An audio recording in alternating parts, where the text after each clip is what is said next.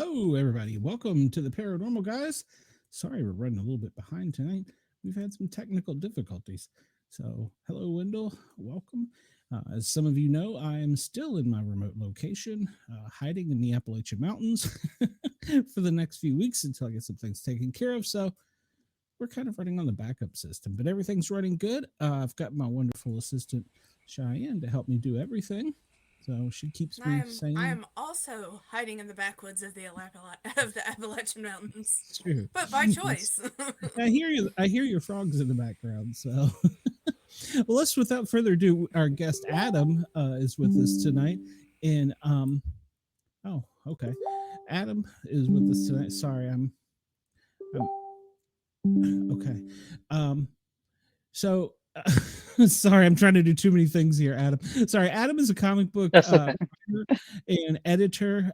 You've been on many productions and you've done a lot of different things. So tell us about it. And I'm going to disappear off the screen because I got to push a button.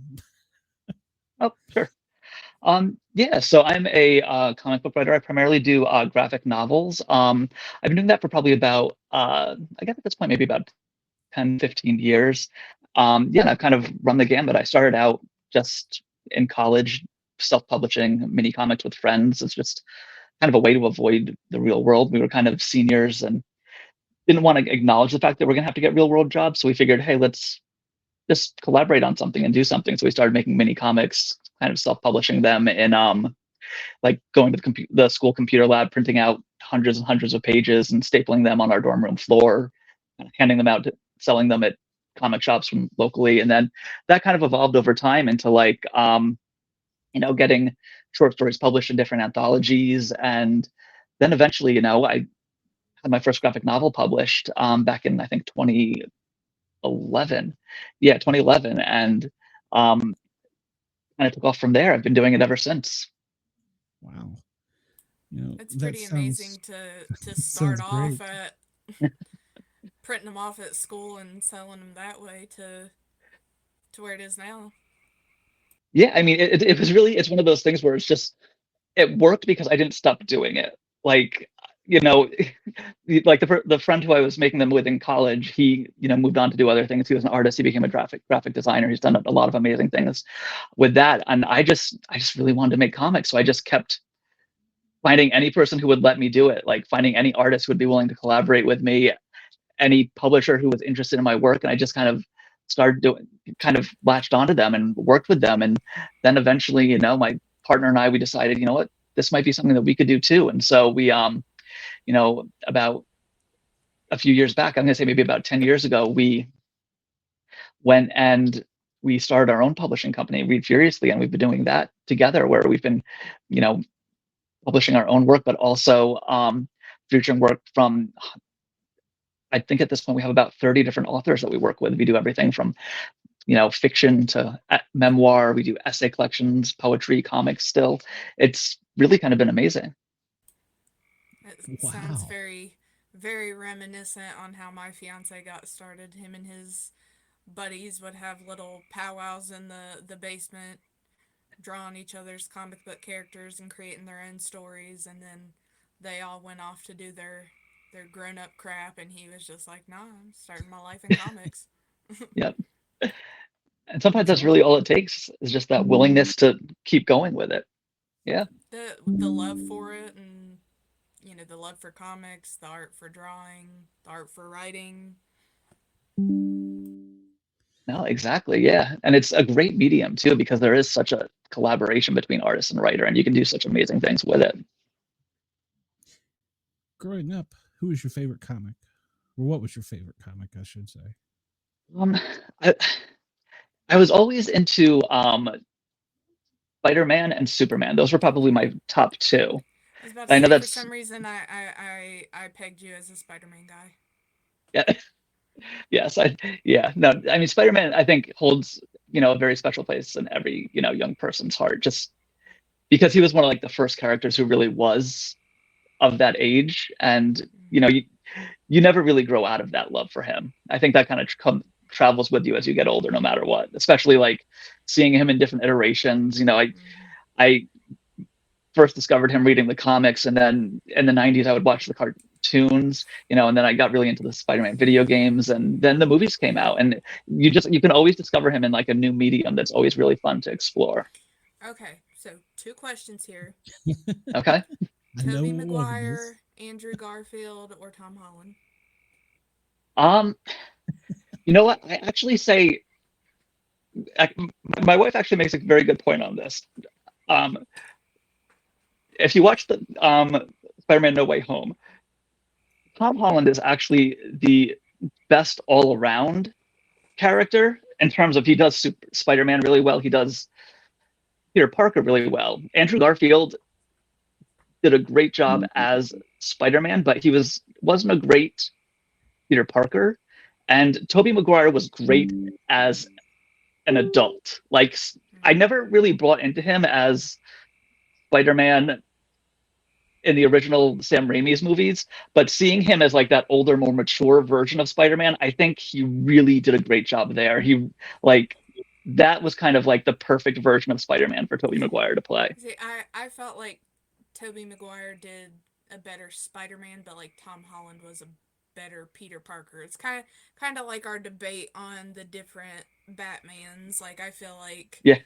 I really liked Ben Affleck, but I felt he played a good Bruce Wayne, whereas like Christian Bale played a much better Batman. I would agree with that. Yeah. Okay, and then so favorite artist then. Favorite artist. Ooh. I actually have to say Fabio Moon and Gabriel Ba right now. Um, I think uh, they can do some really amazing things. Not just with like Umbrella Academy, which is the book they're probably most well known for, but looking at some of the stuff that they've done, they have this really amazing book called Details, which is kind of about life in Brazil, and the way that they're able to capture like the magnificent in the mundane and the mundane in the magnificent. I really love how well they're able to capture that in their art, and I think that doing that is incredibly, incredibly difficult to do well, but I think that they do it in such a beautiful way. So I would definitely have to pick them. I do have to say because I'm odd where I'm more of a writer. I used to be like an artist back in the day, but Hmm. I my fiance is a comic book artist, so I after being together for 12 years, things kind of collect up here that you don't necessarily you don't maybe not necessarily want, but you don't have Uh-huh. much of a choice after 12 years. And I'm really weird about like certain artists that I like things that have super like super amount of lines, kind of like I really like Todd McFarlane and Greg Capullo, especially with Spawn. Oh yes, yeah. Very liney things like that, but he has Hmm. Fabio Moon has a very good, more cartoony style. Still very detailed with the lines and everything, but the blockier nature of it, I really like that. Yeah. No, definitely. Yeah, and I mean McFarlane, he was drawing Spider-Man when I first discovered the character, so he definitely has a very special place. I think that what I forget what issue it was. It was the one where it was the cover was Spider-Man in kind of just like surrounded by the web. I think I had that in like the gold version, the silver version. I must have had every single version of that cover possible. I just thought it was such an amazing one that he did. And there's another one I can't for the life of me forget who did it. If I asked Travis, he would know. So whoever the artist was that did Maximum Carnage. Maximum Carnage. I don't Oh, remember that. I know the comic, but I don't know the artist. Yeah, that was great. Oh, because that's the I bought uh the trade of that because I love Venom and I love Carnage because anything that's Mhm. got like crazy long fingers and crazy teeth, I'm like, ooh, gimme. Yeah. Uh, I Yeah, don't know. growing up for me, it was Spider Man and then Batman, of course, and then Yep. later I discovered Ultraman. That was kind of a weird one, and Speed Racer, but they were on TV, so Oh yes. that was that was kind of the ones I discovered later in life. But yeah, I've always enjoyed comics as part of my life, and I think that's awesome that you took it from childhood and you've made a career out of it. I mean, I've by trade a firefighter paramedic. I could say that maybe as a kid I might have started some fires, but I got to be an adult later and go play on the fire Yeah. engines. But yeah, that is great. And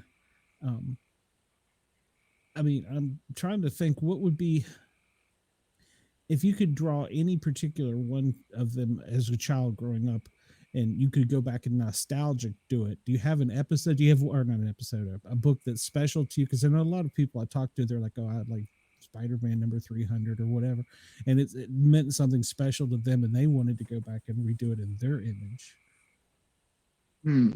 That's a good. It's funny, because there aren't necessarily any particular ones that I could say, but I definitely think that there are kind of aspects of the characters that like I would love to explore more that I don't think kind of get talked about. Like Superman, for example, is one that I always really liked. And I always felt like I would love to see a series that's much more him and Lois just in their daily lives, like not necessarily taking out the superhero elements of it, but just like showing their relationship and how they work so well together. Like I think that was one of those areas that like I really liked seeing growing up, but I never really got to see the way I wanted it to. So if I could go back, I would love to kind of have stories like that I could explore. That would be pretty awesome. I'm still here. I'm having technical difficulties, and I'm trying to get I'm trying to get us live on Jurg's radio. If anybody wants to call in, the phone lines are open, and I think they'll work, but my camera just crapped out for some reason. 1-888-88-YERGZ is the phone number, and I'm still working on getting the stream going. So I'm in the background. So as soon as I messaged him, I knew he would know who the artist was. It was Mark Bagley who did Yes. And it's funny for me because I didn't read comic books growing up, but I was always a crazy Scooby-Doo fan. And back whenever I was younger, our local Piggly Wiggly would sell Scooby-Doo comic books. Oh, nice. So I would just be like, oh, it's Scooby-Doo. That's all I care about.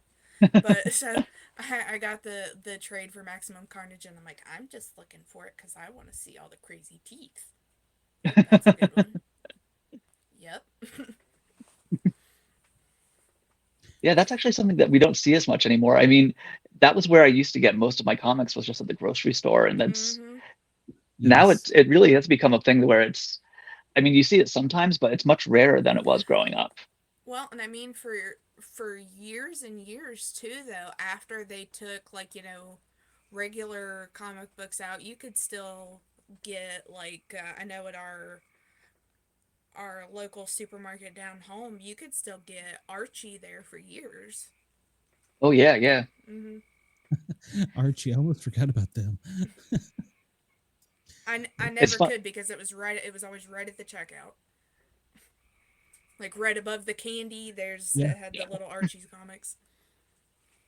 It's funny, my son right now is really into Sonic the Hedgehog, and we were at the library this past weekend, and he found a bunch of old Sonic the Hedgehog graphic novels, and we brought them home. And I was flipping through them, just looking at them, and like, it's an Archie comic, These are from back in the 90s when they used to publish those. So what kind of projects are you working on now? So right now I just finished up. I'm kind of going through the final editorial for my upcoming book, Last of the. It's a very different book from. What was it called again? And it is a story that's 5 interconnected characters that all kind of center around the very last radio broadcast ever. Oh. And so it plays with different forms. So it's a graphic novel, but it also has these epistolary elements in it where there's no dialogue through the entire book, but the entire story is told through letters and, podcast transcripts, email newsletters, things like that, that are kind of read over the imagery that's playing out in the panels of the pages. See, I feel like that would be more something like my style. If it's like all in the, like in the images of it, and it's told like Yeah. that would be more my style of thing. Yeah. Well, it's something that I really wanted to try because I always leaned very heavily on dialogue when telling stories. And Mm-hmm. one of the things I wanted to see if I could do is I wanted to see if I could step away from that and find ways to tell stories that worked very well visually, but also had a narrative element to them. Mm-hmm. I I played around a lot with this idea of approaching it almost like each back in the days they would have those elaborate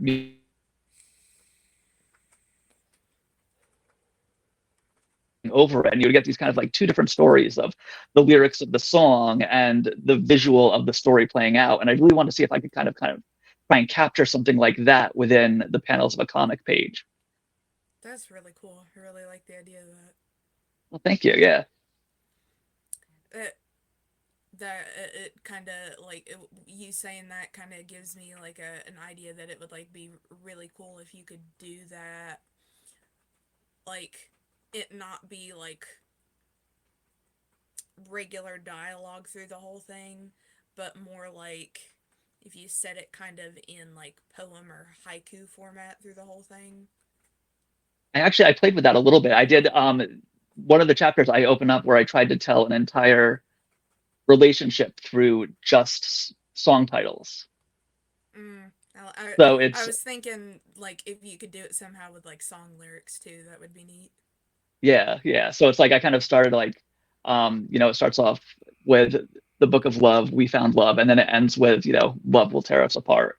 And every single song title is one that has love in the name of it, but you kind of chart the course of Yeah, like the beginning and the end of a relationship through that. that's really that's a really cool idea. Oh, I thank you. think that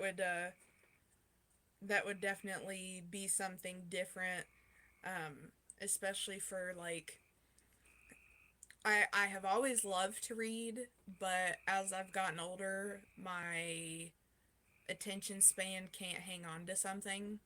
So I'll Mhm. end up reading like the same paragraph over and over and over again. So I primarily do like audiobooks.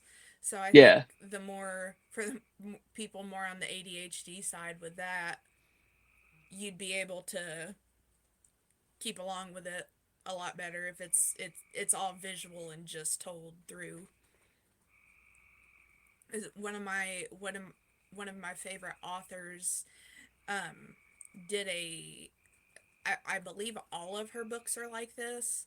Um, her name is Ellen Hopkins, and she's got Mhm. um, several different series. But I found it very interesting that the books were all done in like if you switch to each page, like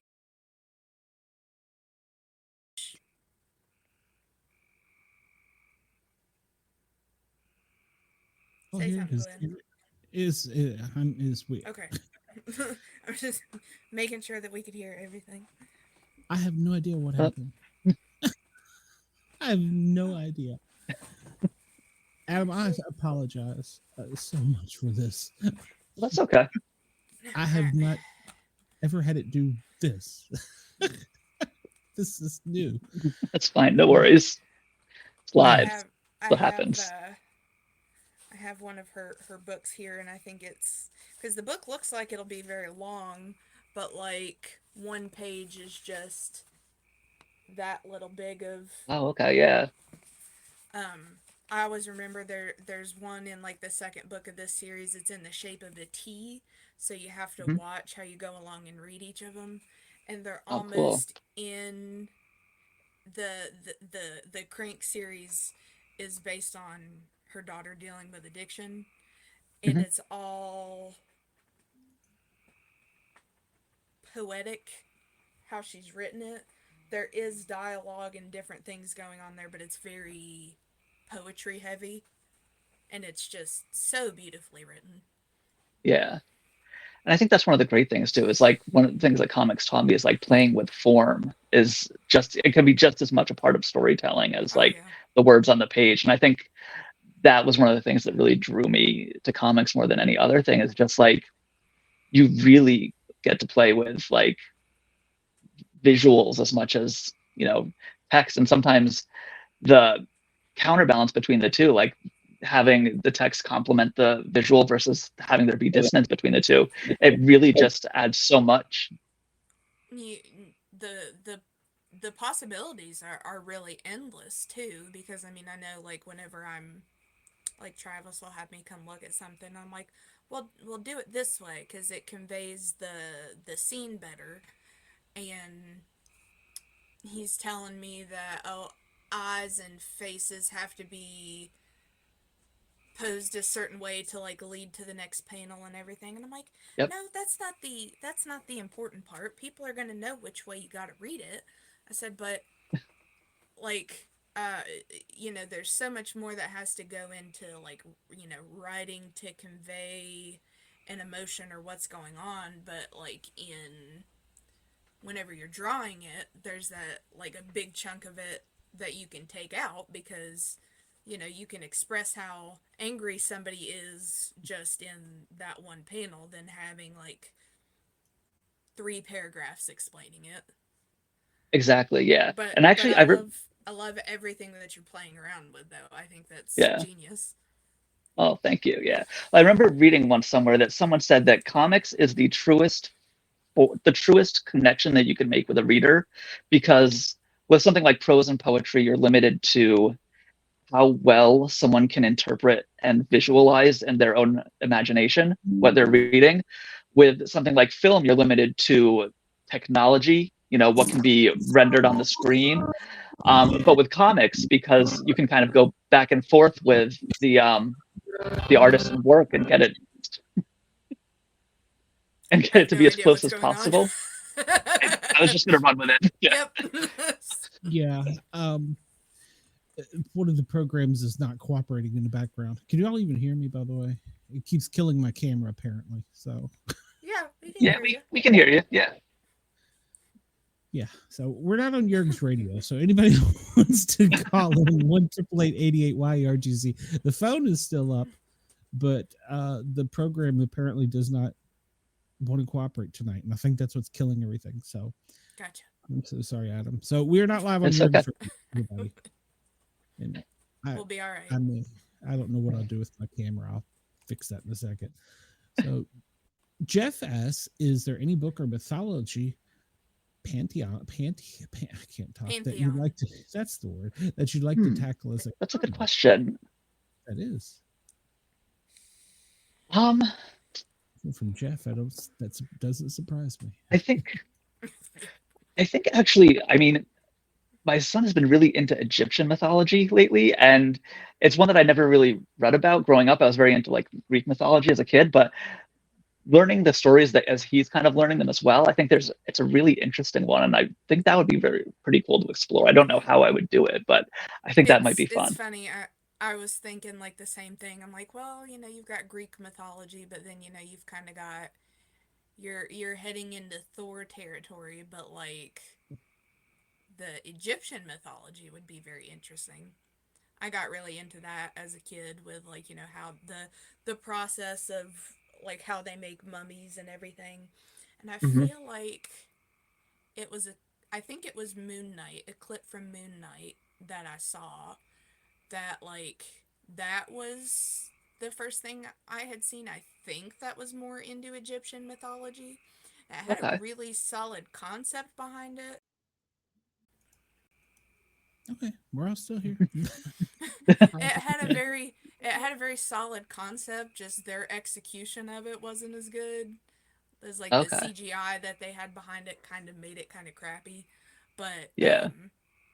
Egyptian mythology would be very interesting because there's so much to play with there, and a, Exactly. a lot of interesting visual too that you can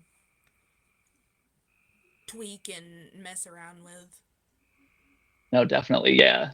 And I mean, the fact that they have such a rich visual history already between, you know, the imagery that already exists, you know, you could really play a lot with that and have fun. Yeah, that's kind of what I was thinking. Like with like all the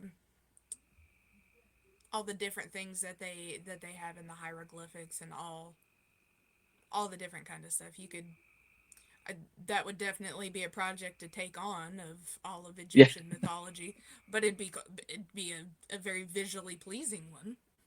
it would definitely. Yeah. Or even like if you went more into, or no, Greek mythology would be separate from what I'm thinking. I'm thinking Norse mythology.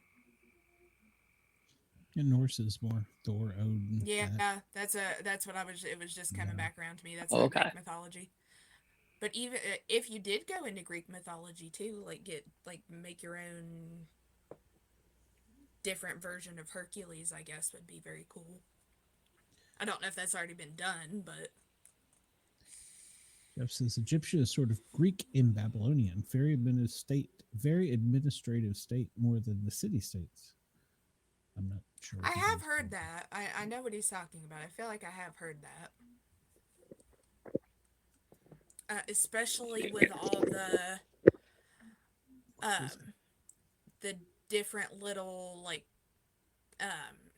videos and stuff that are out there now of more like what explaining more about like Cleopatra's life and like what all King Tut had wrong with him, and like when they go back and like do the historical restoration of what he would actually look like. Poor guy. Just as gods with bureaucracy.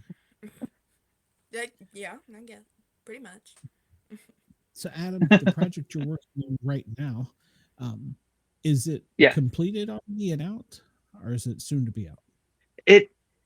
It's soon to be out. We're kind of finishing the last editorial rounds right now, and so it'll be hitting shelves in October. So I'm very excited about it. I've been working on it for off and on for probably about the past 5 years now. Oh wow. Yeah, that was one of the questions I wanted to ask about. It's gonna have to get my grubby little hands on that. Yeah, that was one of the questions in the very I was beginning. It was how long it takes. I didn't know what I wanted to do with it. Yeah, I mean, this came up with the title before anything else. Like, the term "Last of the Pops" came to my head, and I really liked it because "Last of the Pops" is kind of a play on "Top of the Pops," the British music show, and that was always this idea of like, you know, the best music of the moment, the most popular songs of the week, and "Last of the Pops" almost had this like, it was almost indicative of like the end of pop music. Like, what does that mean? And so I liked that idea, and I liked the concept behind it. I just didn't know what it was going to be. Yeah. So basically what I did was I just I created a Word document called "Last of the Pops," and I just kind of, it sat there for a while, and it became just like this dumping ground where whenever I had like a thought about like a specific song, or, you know, I was overthinking my relationship to a particular band, I would just jot down notes in that document, and it just became this like massive Word document of, you know, my random ramblings. And over the course of a few years, characters started to take shape. You know, I started pulling from other places as well, not just music. I started thinking about how when I first graduated college, one of my first day jobs before I started getting things published was working for the New Jersey Press Association. And I kind of watched the newspaper industry fall apart around me. And it was a situation where there used to be all of these daily newspapers, all of these weekly newspapers that covered all the different parts of New Jersey, and they were just getting bought up by these big media conglomerates. And they would consolidate, they would streamline, they would, in some cases, just completely shut newspapers down altogether. And so I remember not too long ago, I was driving somewhere with my wife listening to the radio, and, you know, the prattle came on in between songs of "This is an iHeart radio station," and I realized I've been hearing that term more and more and more, and I looked into it, and it was sure enough, this company, Radio, had bought up, hundreds and hundreds of radio stations all over the country, and they were doing the exact same thing that they were doing in the newspaper industry. So it reminded me of watching that happen in real time, and so that became one of the characters in the book, who was a DJ that, she was kind of at the top of her game amidst the height of radio, and as a result, she proceeded to watch the actuals of these companies coming in and stripping down radio stations and cutting them down, and then exploring what would actually be those next steps that might actually happen as, we look at what streaming is going to do, the decline of record sales, things like that. Eventually something like radio is going to become antiquated. And like, we're at the point where the only place that radio really exists is in cars, and even that you can hook your Bluetooth up to. So when does that point become radio just isn't relevant anymore? And they just say, okay, well, we can stream everything. We don't need these radio towers. And so, what would that mean to a character who built their entire life, their entire personality around being one of the most popular DJs in the world, who was dependent on radio? And, what would that fallout be for her? How would she deal with that loss? So little by little, like, all of these different things started to kind of come together in this document. And then over the next 5 years, I just started playing with how I wanted it to work, how I wanted it to play out within the page.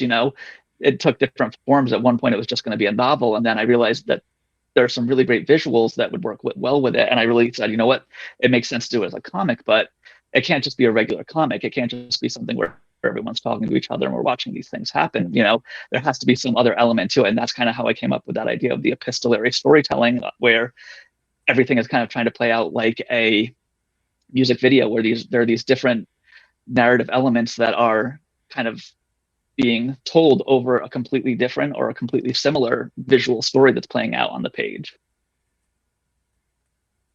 I love it. But yeah, so that's my long rant about how I came to write Last of the Pops. No, it's very funny because once I started getting like familiar with comics and how all of that kind of stuff works, I have found like whenever I'm writing like no, I want to sit down and I want to write a book, but then it's like, no, this can't be a book because I can describe this however much, but you got to see it. It's going to make it better if you see it. Yeah, exactly.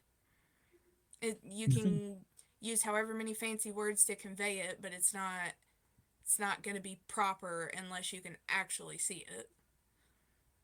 Exactly. And sometimes those emotions just need to feel real. You need to see them on someone's face in a panel in order to fully get someone to connect with them. But I love the way that you're doing it, because I feel like it very much breaks the typical norms for comics. Mm-hmm. And I feel like there are probably a lot of people out there that feel that same way, but it's like, no, I can't stray from how comics typically are, so I'm either gonna can't have my cake and eat it too. It's either gonna be one way or the other. But I feel like because that even gives me hope. I'm like, okay, well, I'm not the only one it's not that crazy of an idea. Yeah. Well, I think that's the thing too, with when I was a kid, I loved, like I said, I loved Superman, I loved Spider-Man, I loved those just regular traditional superhero comics, but I lost interest in them as I got older. By the time I was a teenager, I wasn't really reading comics. I was watching movies a lot. I was playing in bands. I was doing all this different stuff. Comics were a complete afterthought. But then when I got to college, I had friends who turned me on to artists like Marjane Strapapi, Harvey Pekar, Linda Berry, Greg Thompson, who were doing all of this very, very different stuff from what I was reading as a kid. And it was one of those times when it was one of those aha moments where I was like, oh, comics aren't just this superhero thing. You could do so much more with it. And I think as a result, those kinds of stories really inspired me to want to take, you know, the things that I loved about comics as a kid and the things I loved about those comics I was reading as an adult, and find ways to merge them together, or find ways to completely just break all those different molds that I had found over the years. Like Mm-hmm. the first book I wrote, Brian and Bobbi, was a superhero story, but there's very little superhero stuff that actually happens in the book. It's very much more of this character study about these two people who come from very different backgrounds and just kind of meet and basically have this kind of weird, slightly codependent friendship. But like the superhero elements are there, they just play such a small part in the overall story. And so it was really my kind of way of like taking, you know, a Spider-Man story, but trying to do what, you know, Harvey Pekar might do with it. So that's always kind of been one of those things in my mind, is like, yeah, I want to make comics, but I want to make comics that, you know, I want to read, that are completely unexpected It's from a almost storytelling like perspective. taking comics but making them for grown-ups.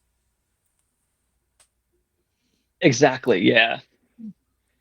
Yeah, there was a And that's nothing like original either. There are so many people who are doing that too. there was a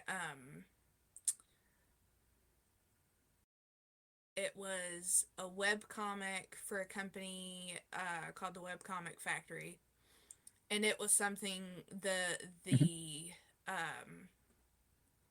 it was just like a little strip that I think they put out every week. It was real short, but there were so many of them that they had done over the years. And it was kind of what first piqued my interest into doing something comic related. Because when my fiance and I got together, I'm like, okay, it's comic books, okay, Yeah. whatever. Yeah, he's a comic nerd. Yeah, yeah. And I'm like, it's like I was saying, when I was younger, I used to get freaking Scooby Doo comic books. That's all I cared Mhm. about. It was Scooby Doo. So Yep. I've watched the Hulk. I've watched Iron Man. I get it. But I had checked out this strip that they had, and it was called Interrelationship, and each week was just a goofy little bit about goofy things that happen in a relationship, and I was like, this is the stuff. This is the stuff I want to read. Yeah.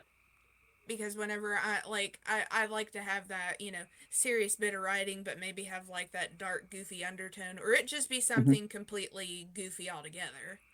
Yeah.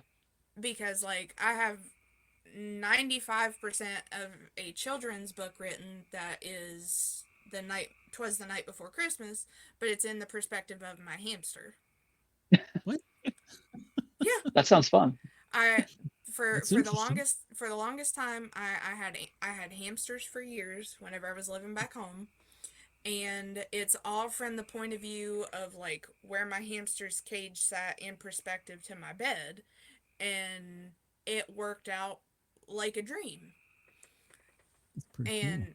so that's like we have a couple of different friends that have their own their own little studios, and they're like, well, y'all can send us something to go in like the anthology, and I'm like, I don't know if you want the stuff that I'm writing for your anthology, because it's gonna be silly as crap. Well, I think that was. Go ahead.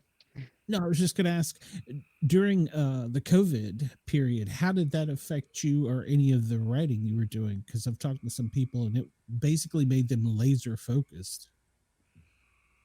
I wouldn't say it made me laser focused. I mean, in a lot of ways, it made it more difficult to write.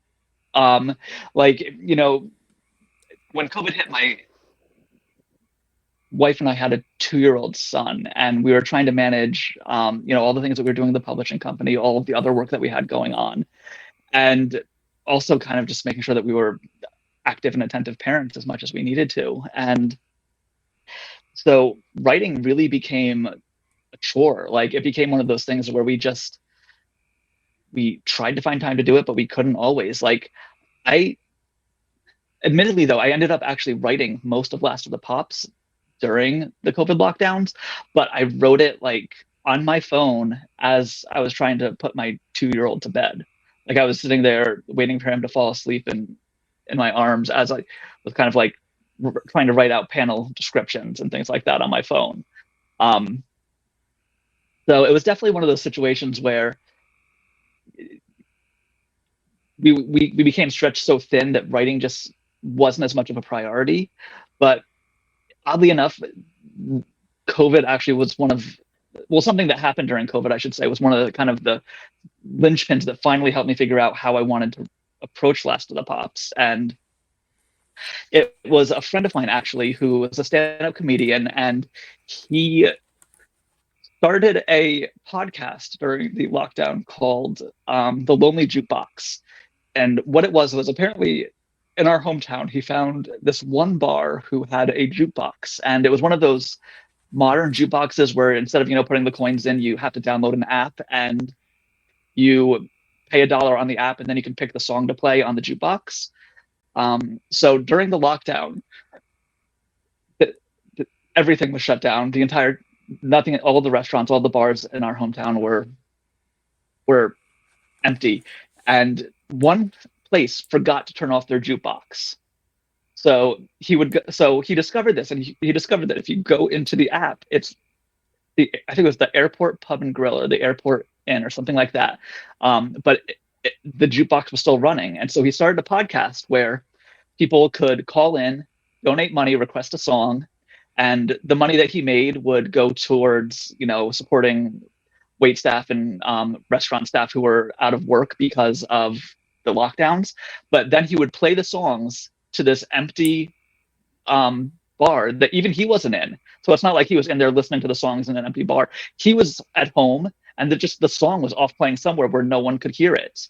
And then, since he would stand up, he would have his friends come on and they would tell jokes and they would talk. But all the while he was putting together these playlists of songs to play in this empty room, basically. And just listening to those episodes and like that whole idea of like a song getting dedicated to nobody, it really just kind of like clicked together. Like one of the key things that I wanted to explore with Last of the Pops was like the idea of like what music does to people and the effect it can have on people, to the point where even a song that's being played to an empty room can connect people and have some kind of strong emotional connection for somebody. And I thought that was such a cool idea, even though that wasn't really the intention he was going for with the podcast. Just seeing that there really made me kind of want to finish writing Last of the Pops. And so whenever I was like getting frustrated or wherever I was having difficulty finding time, I would think about, what he was doing with the podcast. I was like, okay, I can try and write one more sentence. I can try and do one more page. I can get a little bit further. That's really cool. Yeah, that's pretty cool. Yeah. Well, I mean, it's like it's going into an empty space, but yeah, it means something to somebody. So Exactly. that is cool. When you were saying that, my dad was a disc jockey, and so I grew up thinking about like that, talking about radio's dying. It's a dying form, and that kind of is a really cool idea because we're still playing music, but nobody's listening. But somebody wants to hear it. So yeah, that is cool. Yeah. But the fact that it's playing out there somewhere gives somebody just a little bit of happiness. Yeah, if it's a smile. Exactly. Yeah. And that's kind of one of the things I wanted to explore too, is like that idea of like nobody's listening to the radio, but would there still be someone out there who's playing a song just in case? And like, what could that just in case mean to somebody on all these different levels? So there's actually two of the characters in the book are part of a blended family, and they just move in together, and no one's really getting along in the family. The new unit just isn't gelling, and one of the kids is going to go away to a summer camp, and the older sister offers to drive him. And as soon as they get across state lines, the older sister says, "We're not going on that road. We're not going to drop you off at camp. We're going to go try and find a radio station, because supposedly one of them still exists." And so they end up bonding over trying to find a supposed radio station that's supposedly playing a song, even though at their point in the story, all of the radio stations have been completely silent for 20 years. Wow. That's pretty cool. I love that idea. I mean, Thank you. Like Yeah, you equal can make a parts, screenplay out like of this. yeah, it's like equal parts heartwarming, equal parts really sad. Yeah, like equal part, like Zombieland. Yeah, Yeah, kind of. yeah. We're gonna find that Well, Twinkie. that was the thing too. I wanted, yeah. Well, I did want to write a road trip book too. That was one of the things like going into this. I was like, it would be really great if I could write a road trip book because I always loved road trip movies, road trip books. I could never figure out how to do one. So I managed to, for at least part of this book, work a nice little road trip into the story. So I was very happy about that.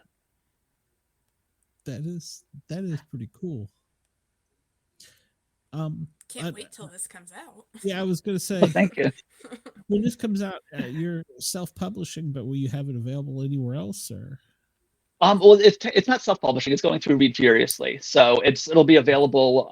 They'll have it available wherever books are sold. I always like to tell people, ask your local independent bookstore to get a copy of it.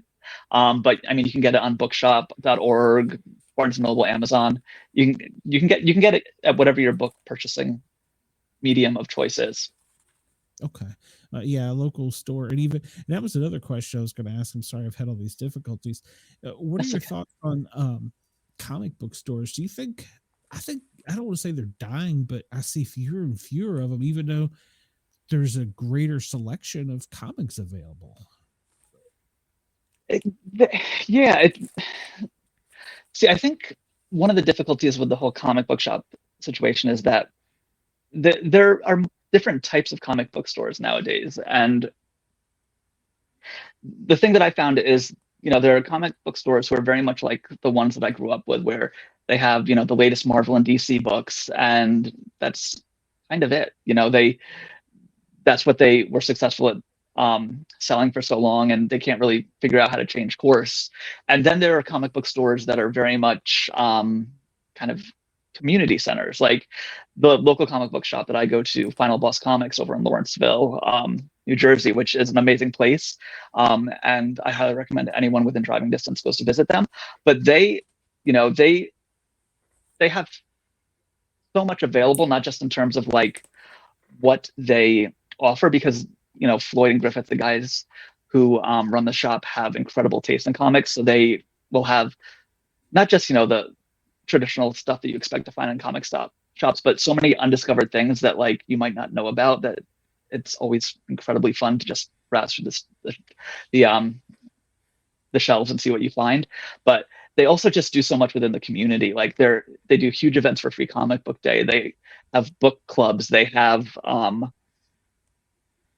hold gaming nights. They hold all these different things, and those are the stores that I really see thriving. Those are the stores that, like, the ones who kind of understand how many people there are out there that are interested in comics, if you're just willing to kind of give them a space to explore it.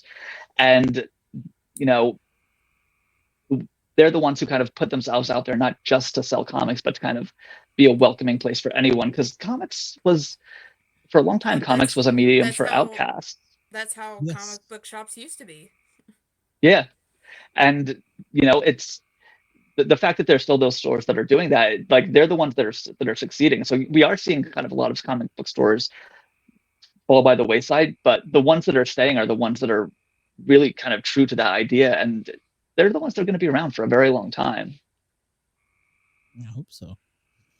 Yeah, I live in Atlanta, and normally I'm in Knoxville, Tennessee now, helping my family out. And in Atlanta, there's probably maybe a half dozen, and if I count that's a stretch. And here in Knoxville, I don't think there's but one. And when I was growing up as a kid, it seemed like, well, not only One could on you every buy them at corner. the People's Drugstore Yeah. or whatever, there was some that, and then there was one in Washington D.C. It was on Mount Vernon Avenue in Alexandria, Virginia. That place was like going into somebody's closet. I mean, it was a little tiny place. It was packed, and that was where I first discovered UK comics. And they, like you said, they had all kinds of stuff, comics I'd never seen before. I'm like, what is this? So Yeah. That's kind of how the one down home is. It's like right above an antique shop, and granted, Nice. you walk up there, and it, instead of like looking in someone's closet, it's like you're looking in somebody's attic. That's yeah, got the boxes and boxes and boxes upon boxes for you to look through, but then they've got all these like vintage toys and games and different things that you can get. Whereas I think so many of them now are more about like the collectibles and stuff. Hmm. Because there used to be one on Main Street where I thought it was really neat that they had or before they merged with the other comic book place that came in, they specifically only held like the newest, most current comics, and then you go in the other room and that was all for tabletop gaming. But then Hmm. they ended up merging with a new place that came into town, and like you could go in there and play old Sega games, old a lot of different older type games. They had like a beanbag chair and you could sit there and play games like you were at home. But Uh-huh. they would also have like the new stuff, but again, like boxes and boxes and boxes for you to sort through, plus like old VHS tapes that people would like to have and collect. Plus Hmm. all these, they are no longer on Main Street. They moved like about 20 minutes up the road, but their Facebook page is always posting about like all the new, different, more vintage things that they're getting in. And they actually get quite a lot of, because they kind of seemed to head more in the collectibles, just Funko Pops from wall to wall at one Oh point. yeah, yeah. But now they're getting more into, here, would you like this Call of Duty blacklight helmet thing? And I'm like, I don't even know what that is, but it looks pretty cool. Yeah. Yeah, I like that thought where you could go in and there's a guy that knows where everything is in that one box, you know. Yep. And I remember, Adam, I'm sorry, we sidetracked a whole lot from where your book. That's I okay. remember going into the store. Not only did us discover British editions of Transformers, but I asked the guy, I said, well, I want to be a fireman. And he's like, oh, there's some emergency comic books. And I was like, what? I'd never heard of that. It wasn't on the Yeah. drugstore shelf. So, yeah. Let me And go in the that's why, back room. I got a whole case of these back here for you. well, I think it's important. And I think it's a good medium for kids too, because, well, I mean, we had on the other show somebody that wrote a book about how to dial 911 for kids. So I think it's Nice. still a good medium to get out there. And I love the idea of yours where it's the last radio station. So that, what, by the way, do you, or if you probably don't want to say, what was the last song? It was Video Killed the Radio Star. Appropriate. Yes, and the as the Caroline, the DJ, is like talking about it, she has some very choice opinions about that. Um, but I won't go into that in too much detail. Sure. Yeah. Save us something. Yeah. That's I funny. love that though, because that also was the first one from MTV, I believe, wasn't it? Which is exactly why they thought it was a good idea to make it the last one on radio. Yeah, that's interesting. Yeah, And she's just over but here like, God, I freaking hate this song. but so what is a world like without radios? I mean, Sucky one.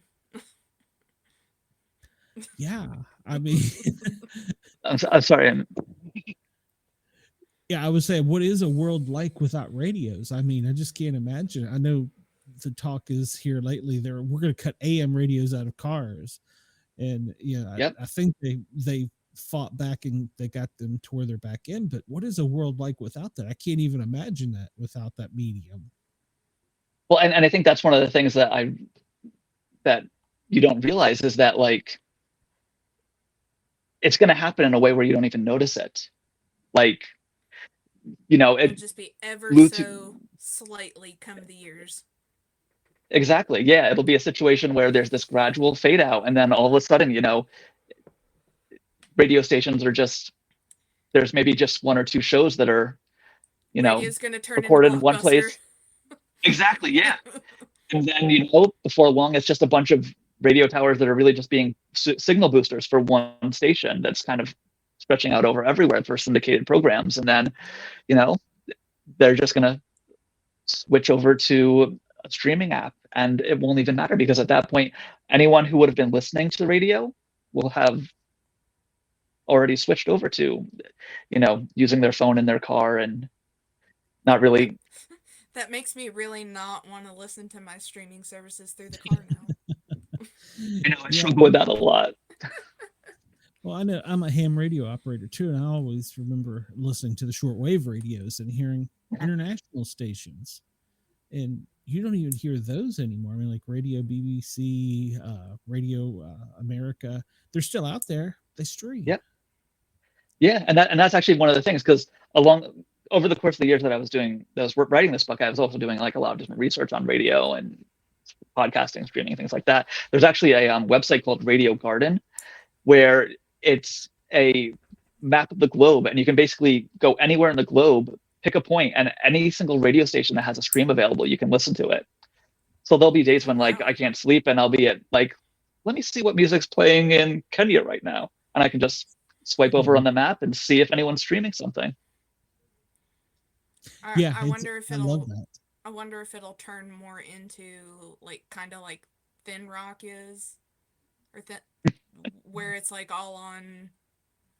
It's on your phone there for a while. It's switched completely from the radio to somebody's basically DJing through their phone, and then eventually that's. Yeah, exactly. You're right. It's going to go so gradually we won't even notice it. So that's a scary. That'll be like the gradual fade out of, like, you know, VHS to DVD to. Yep. Hey, I was at Best Buy the other day and I saw vinyl, and they had record. Oh, vinyl's making a huge comeback. Actually, there's hope. it has the last couple years. Yeah, you can get vinyls at like Books A Million. You can get them at Walmart now. Oh, yeah. I hadn't been looking. That was the first time I'd seen. I was like, there's still hope. But yeah, of course, when my dad was a DJ, it was he first started. It was reel to reel. Then it was switched to vinyl. So yeah, I can't imagine a world without radio. It's a scary thought. I think I could live without the internet more than I could live without radio. And I think it's because I grew up around it. So, and that, like I said, I'm a ham radio operator, but even if that went away, that'd be scary. So, yeah.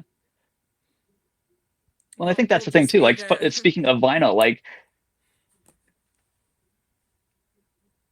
you know, like, it was funny because as vinyl was kind of making its resurgence, I always said, I'm not going to be one of those people who gets pretentious and starts buying vinyl records again. You know, I don't want to be one of those people.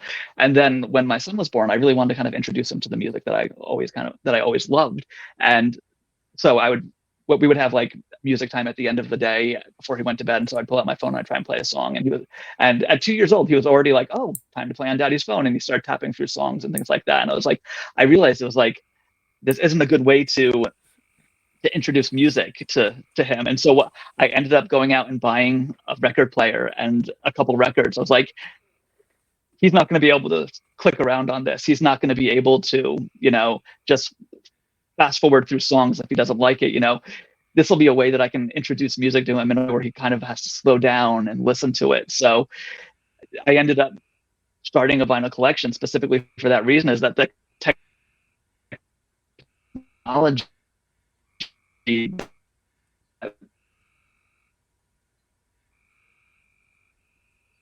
know, streaming, as great as it is, there's that downside to it where it changes, like, allow him to. I had to kind of take a step back and do it in a way that was much more analog, technology again. I like that. I like that approach. And yeah, I mean, well, when I was growing up, it was like, I remember my first CD. So I'm showing my age here. Yeah, I remember buying my first CD, and they were new. So, yeah. Of course, I worked at. Yeah, I do too. I was just gonna say I'm guilty. I worked at a Radio Shack growing up there in high school, so and they went away. Yeah, but I mean, I was yeah, but yeah, I was born of an age where I think I watched 5 different mediums for music come and go. I was born at the very tail end of vinyl when my parents still had a vinyl collection and an 8-track collection. I lived the entire lifespan of the cassette tape. I watched CDs kind of come and go, and now I'm in the midst of the streaming era. So there are albums that I have in many different formats because of that. Yeah. Here at Mom's house, I've got a whole basement full of them. So yeah. Exactly. And I love the app Radio Garden. I use that at night too when I'm find a station. So I'm hung up on Key West music right now. There's a station in Key West very that nice. just is Caribbean music, and it's out of Key West, and it's pretty cool. So that's the one that puts me to sleep now. But nice, I'll have to check that out. That's me with my Native American pan flute music at night. Well, that's good. Which is so funny because my mom had a pan flute CD. She still has it, that she had whenever I was a kid. And I used to hate going into her room at night because I thought it sounded creepy as all get out. And then I'm like, I've got to find something to listen to go to sleep. And I love Celtic women and that radio. Oh yeah. But I'm like, oh, okay, they're singing too loud. I can't. I'm gonna end up start singing to some of these. I can't. And then I go to the Native American music, and I'm like, dang, I really like this. I'm turning into my mother. This is all pan flutes. That's sad revelation when you're doing that. And you've got kids, you understand it happens. So. Adam, I don't want to keep you all night, and I do apologize so much. I don't normally have these technical difficulties, so I don't know what the heck is going on. No worries. So I may ask you to come back, and we'll do this again. And but I do have one last question for you. Since we're a paranormal show, have you had any paranormal experiences or seen Bigfoot? I have not seen Bigfoot. I do have an uncle who insists that he saw him out in California many, many years ago. But paranormal experiences, I don't really have any official ones, but I will say that we have 2 cats. And when my wife and I first started dating, we had an orange short hair that ended up getting very sick and passing away. He was a nightmare in the most loving way possible. But he was a troublemaker. He would find different ways to destroy things, and in ways, scratching the car.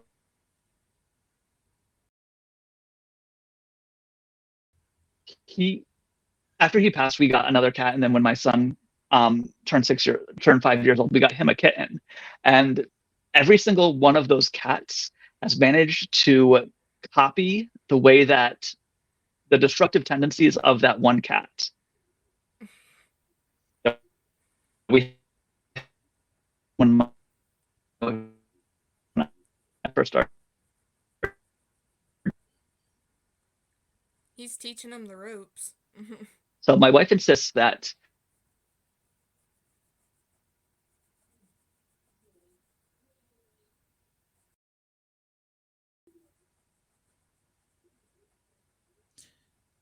broke up there a little bit towards the end, Adam.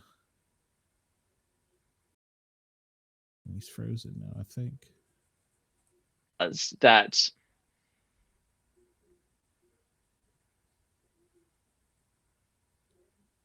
and our cats would do, our new cats do the same exact thing. So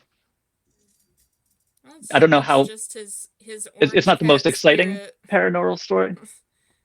His exactly, yes. It's not the most exciting paranormal story, but it doesn't have to be. So I mean, Exactly. you don't have to scream at every single one. It's not like they have to be a horror story. Yeah. He just pops in and is like, Yeah. "Hey, you know what's gonna really get under their skin? Why don't you do this?" Well, you say that, and Exactly. we Yes. had a dog that would scratch her butt on the end of the bed, and when she passed away, and she was a big dog, like a Labrador. You'd feel the whole bed shake. And my wife and I swore that we've been laying in bed, and we felt the bed shake like that. We're like, Oreo. There's treats out in the kitchen. Come on, we're trying to sleep. Leave us alone. Yeah, exactly. Yeah. Adam, I'm gonna let you we kept you a little bit longer because of the technical difficulties. Oh, that's okay. When the book comes out, hit us up again. We want you back on. Oh, absolutely. That'd be great. And that is such a fascinating subject. It almost scares me, the thought of the end of radio. No, but yeah, hit us up, and we will get you back on the air, and hopefully it'll be a better connection than this. So. Awesome. I definitely will. I look forward to it. Yes, sir. Adam, thanks very much. Have a good night and stay safe. I know you had some storms headed your way, so. Yep. Luckily, we're so far so good. Fingers crossed it lasts the night. Good deal. Good deal. Yes. All right. Well, we will talk to you soon, Adam. Thanks again. Thank you. Excellent. Thank you guys so much. Yes, sir. Bye-bye. Bye. Let me hit a button here, and I don't even know if I need to hit a button, but I'm going to hit a button.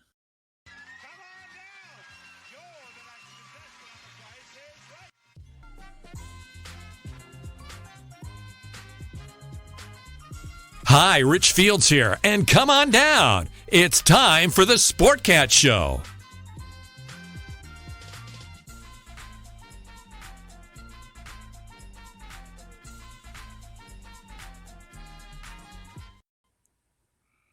All right, Cheyenne. I see that Syren is backstage, so let's bring her out. Already. Yeah. Okay, Syren, we can see your screen, but we can't see you. Your camera's not on. Let's see. There we go. There you are. You're hidden. You're hiding. Syren, how are you? I know we've tried to get a special show, and then we've tried to book you in, and I'm glad you're finally here. You've got a lot of cool stuff to tell us about your life, wrestling, and even some paranormal. So kick it off. Tell us all about stuff. I'm excited. So wrestling, I started training in 2000 in Georgetown, Kentucky with Chris Hayes with the Mountain Wrestling Association. I trained there, and they shut down for a little while to move to Mount Sterling, Kentucky. And when they shut down to do that, I started traveling with Jillian Hall, and we traveled all over the whole East Coast, everywhere. And when they reopened in Mount Sterling, I said, I can be here this Saturday, but not this weekend or this weekend. And they said, well, if you can't be here every weekend, then we can't use you. So I said, well, I guess I'll just have to go then. So I just continued traveling everywhere, had a lot of fun. When Jillian went to the WWE, I teamed up with Malaya Hosaka and started wrestling with her all over. Had a really great time. Worked for many promotions. Last year was in Alaska on the Air Force bases with the World Wrestling Association with the Legends of Wrestling. So that was a lot of fun. Some really good times over the years. What made you want to wrestle? Well, I graduated high school and I wanted to go into radio broadcasting.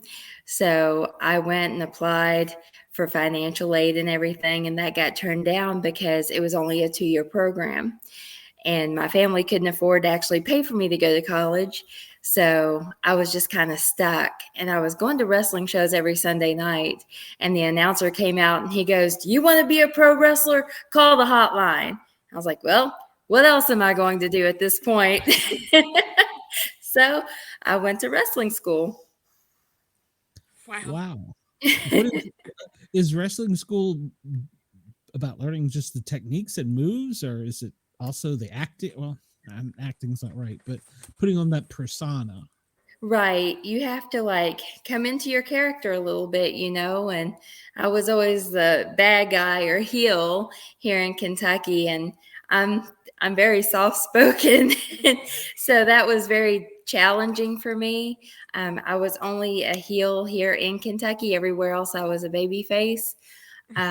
So I would have women here reaching over the rail, grabbing me by my hair and pulling me over the rail because I smacked their favorite wrestler. They Oh would boy. they would be waiting for me with cups of water to splash on me as I walked to the ring. Just different things. But I would get them fired up too, especially in Kentucky. I was able to be really mean. I would go to the ring and teach them how to brush the last tooth they had left in their head, things like that. Oh my gosh, I love it. There was always a way to really get to people. I love You that. start messing with their people, they're gonna start trying to mess with you. That's right. So you have to learn to try to do things where you don't get hurt. That's really hard to do with wrestling. I've had 5 concussions and a bruised kidney. So, I mean, there's just no way to fully protect yourself while doing it. I think that's the thing too. A lot of people don't realize that you can legitimately get hurt. Definitely. Yeah, oh, yeah. We had Miranda Maverick on, and I'm not sure if you know who she is, but she's ranked 14th in MMA flyweight, and Nice. she was going to cross over and was doing the wrestling training. And she told us, she says, I'm going to stick with MMA. She goes, Yes, there's too much of a chance to get hurt over there. it's And very different. I thought that was so odd because she's full contact getting punched in the face, and Right. she's like, no, it's a different world over there. So I would initially think that MMA would be more hardcore. You would think. I mean, I was power bombed through a table, so she wouldn't be power bombed through a table at any point. That is true. So it sounds like fun. How high is the top rope that you're coming off of when you come off of it? Was it? it's 4.5 pretty feet? tall. I mean, I got really nervous coming off the top rope. I mean, I would come off the top rope if I was against a man. The one time I actually came off the top rope, I did not want to. It was a concrete floor. So if Oh my gosh. anything went wrong, I would have probably died. It's really high up. I would say from the floor, it's at least 7 feet. Oh wow. Yeah, I mean, from the TV perspective, it doesn't look that high. Wow, that's No. higher than I thought. Right. Yeah. I was thinking like 5 feet, maybe at max. Yeah. But I was Yeah, wow. you thinking do 5 have feet too. different rings. This particular ring was about 7 feet to the top rope from the floor. Ooh. Yeah. Wow. And that wasn't the one you were power bombed from, was it? It actually is, yes. But I was power bombed through the table in the ring. So the table was in the ring, Okay. and then he put me through it. It was okay until the table, when it split, a piece of it came back and hit me in the face, and it busted my lip open, which made it great because blood went squirting everywhere, and they came and carried me out of the ring. It was great.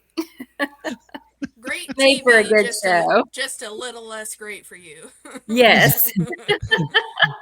Well, I'm a paramedic, and they always say the party doesn't start until the medics show up. So There you go. wow. And I love your line about riling them up and brushing their one last tooth. That is, God, that is great. There was always a way to get them worked up good. Did you have Well- any signature moves? My finisher was the swinging neck breaker. Okay, you're gonna have to explain that one for me. I don't know what that one is. So I would kick them in the gut so they were doubled over. I would hit the rope, come back, and twist and down. So I would Oh. twist their head and then drop them. Wow. That's That- incredible. Would it? So the visual that I'm getting from that, Is that similar to Randy Orton's? It is. Yep. That's what I figured. You got it. Pretty similar. So did you, I know there's different levels and now it's all, I think WWE, and I think there may be a separate one now, but at the time when you were in, did you make it all the way to the WWE or whatever it was called at the time? I never wanted to go to WWE. That was back when they were doing like the girls were always in bikinis. They were doing pillow fights. It wasn't really wrestling for women back then. So I never had any interest in going. Okay. Less about kicking butt, more about being sexy. What's about Yes.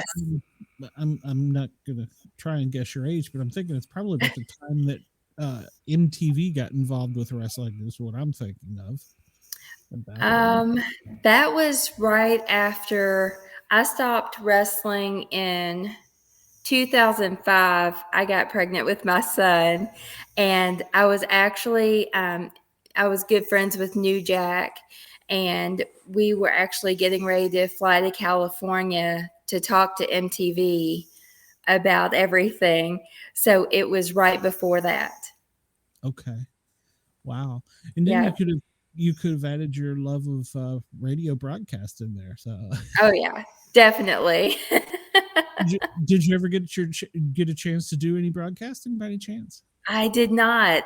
After I had my son, I was a stay-at-home mom for 8 years, and then I went back to work and became a licensed optician. So I've done glasses for years now and work from home now for the largest lens and frame company in the world. Wow. So you don't punch them in the face, you fix their eyes. I love it. So. From one extreme to the other. I'm also an ordained minister. All right. Oh, wow. Gonna need to get you a new pair of them. Yeah. I'm not sure if you heard our first guest, Adam. We were having some technical difficulties, but he's writing a comic book talking about the last radio station, the end of radio. Yes. And when you came in saying that, I was like, wow, that's a great tie-in. So. Right. Definitely. I loved radio. My family was a country music band growing up, so I've always been involved in music. My husband is a death metal singer. So, I mean, wow. I love music, always been involved in music. I would have never guessed that from you. But then again, I don't know that I could imagine you punching somebody in the face and doing a move. That has to be so, I don't want to say liberating, but fun. She said outside of Kentucky, she was a baby face. Yes. But with the accent, I'm sure you melted hearts. So. Oh, gosh. I would go to Chicago, and we wrestled in this building that had a balcony, and all the guys would stand up in the balcony and laugh at me when they would put me on the microphone. And they would always find a reason to put me on the microphone so they could laugh at me because of my accent. It's cute. Y'all are just jealous. That's right. I was a flight medic, and we'd go fly up to like Michigan or Canada or somewhere, and they'd be like, just talk. And I'm like, what? Yes. I'm like, what the hell are you talking about? I don't have an accent. Y'all are nuts. You have the accent. It's funny. Yeah. I had a coworker at one point who was from Virginia, and her accent was especially different, and I would just be like, just say whatever, because I just like it. Yes. And so you went from beating people up to now you're an ordained minister too? Yes. What the heck? How'd that happen? So my sister is transgender. So I had 3 brothers. One is transgender, so she is my sister now. And when everything started happening, I wanted everyone to be able to have the right to be happy, you know? So I said, I'm going to become an ordained minister. If anyone needs me, if anyone ever refuses to marry you, I want you to be happy. Just reach out to me.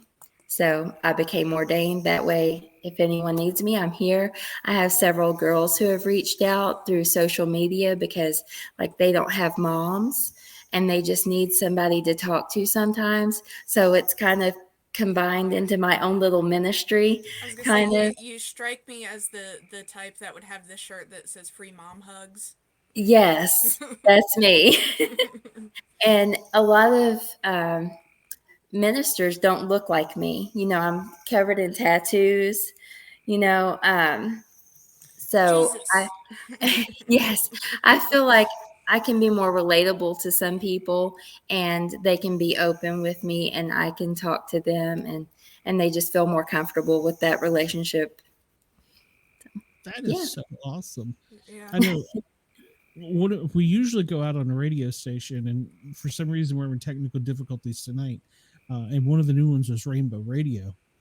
And I remember talking to Ross when we first started this, and he wants to get married at some point in his life, and I guess he thought because I'm from the South, I'm just a big Bubba. He is, I want the same rights as you to be miserable, and I was like, Yes. I get it, I get it. Yeah, that's what I tell everyone. You have as much right to be as miserable as me. Yep, I will not take it away from you. I promise.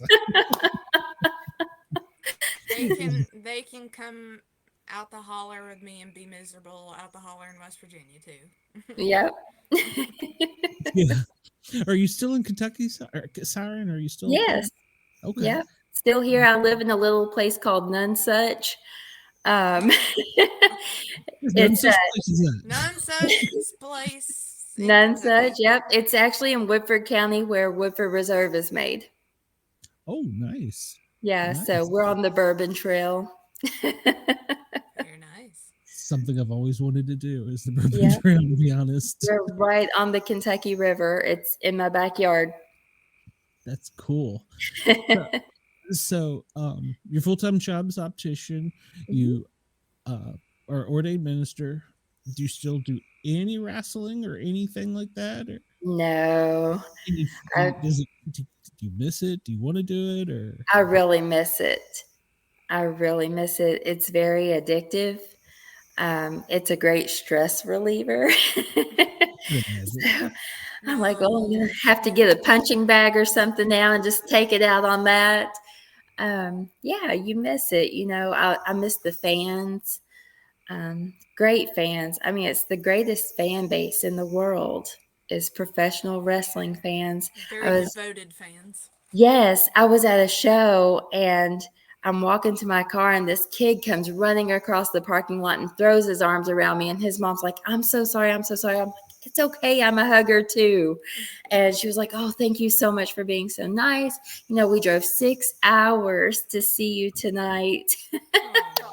And so I grabbed a picture out and signed it for him. And I was like, thank you so much for coming. Like I miss that. I miss those fans. They're wonderful. Wow, that is great, though. Well, you made a little kid's life better for a day, So, yes. Yeah. I mean, without the fans, you wouldn't have wrestling. No.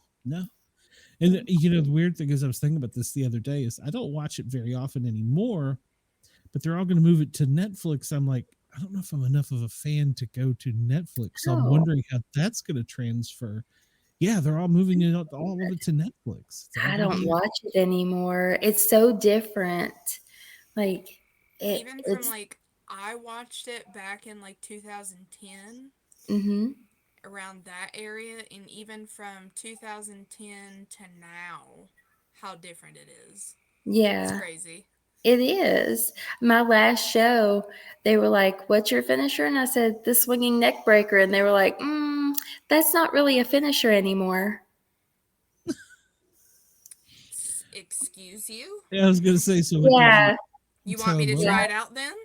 So they were like, let's add a little something to it. So I don't know if you all remember the Stratus Factor. So I threw in the Stratus Factor, then the neck breaker, and it's like, this is crazy. What is the Stratus Factor? You're gonna have to educate me here. So you get the person in a headlock, bounce your feet off the top rope, spin, and smash their head into the mat. Oh my gosh. Yep. So then after that, I stood them up, swinging neck breaker. Oh, wow. So I'm really old when my finisher isn't even a finisher anymore. I said, well, you are more than welcome to get out here and do it for me if it's That's not a right. finisher. I mean no offense by this, but I really wouldn't want you to do that on me. It just doesn't sound like fun. Just I'll demonstrate so you can see it's a finisher. Yeah. If Bobby Dizzle was here, one of our other co-hosts, we'd volunteer him to do it any day of the week. So It's a lot It's of always fun. available. he drops in and helps his co-host occasionally, and he's always said that he's done some martial arts training. He'd love to try and get in the ring with somebody else and try it, and he's like, but I just lay on the ground in about 20 seconds. I can drop some elbows. Yeah, I would just run around the ring until I couldn't run anymore, and I'd be like, okay, you win. Oh gosh, I'm so old now. I would probably run out of breath. 2 laps around the ring, hitting the ropes a few times. I'm done. I just turned into one of those where you just jump out of the ring and start running and heading to the back, and they're following you with the camera. I'm like, no. Yes, stop following me. I'm done. You get to travel all over the world doing this, or just all over the country, or? I went around the country. I had a chance to go to Egypt. Oh wow! But they ended up taking a girl who was the girlfriend of one of the wrestlers because she would go for free. So I missed that opportunity. Yeah. Nothing's free. I'm not getting beat up for free. Sorry. Right. And missing that much work.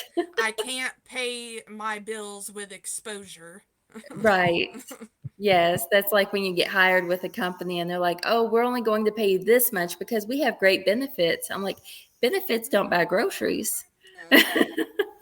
Yeah, I was going to ask, what are the healthcare benefits of being a wrestler? Right. Gold plan. 0. Gold plan. Sometimes you get paid with a handshake and a hot dog. Oh God. So in a room temperature beer. Right. At least sometimes it's a pitcher. Well, Where's my bendy straw? I'll take the PBR can at this point if that's all I'm getting.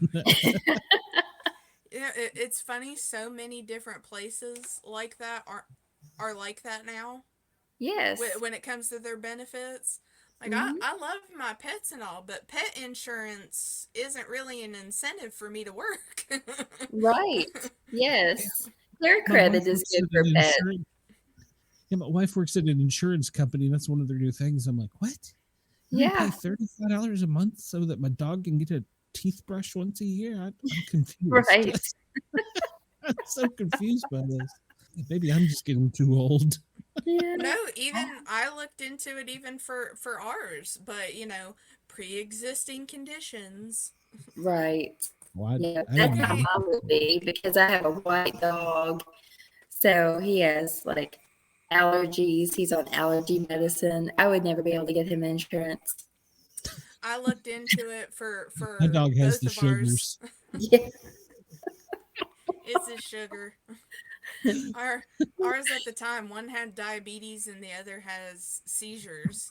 And I'm like, come on, this medicine for a dog is expensive enough, and if for $100 a month you give me a discount on her medicine, screw it. Wow. Yeah, I live in a world where there's pet insurance, so there's a changing world that we didn't anticipate. Oh, we can also get you ransom insurance now. So you can, just for whatever reason you're held hostage and you need insurance to pay your ransom.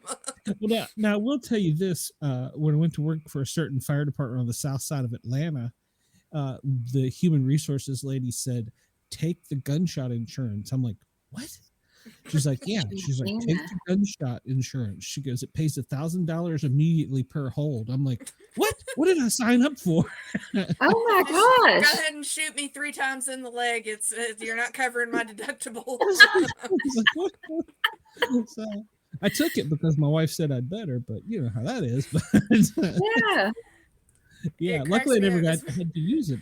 But My Oh. one coworker throws that out to all of our clients and talking about our insurance. We also offer ransom insurance, and I'm like, shut up! You don't gotta tell them. yeah, well, I guess in a bank world that would be a thing. So where's I'm like, we don't Yeah. live in DC. I don't think we have to worry about that. Come on out here to Nonesuch. Yeah. What's the name of that too?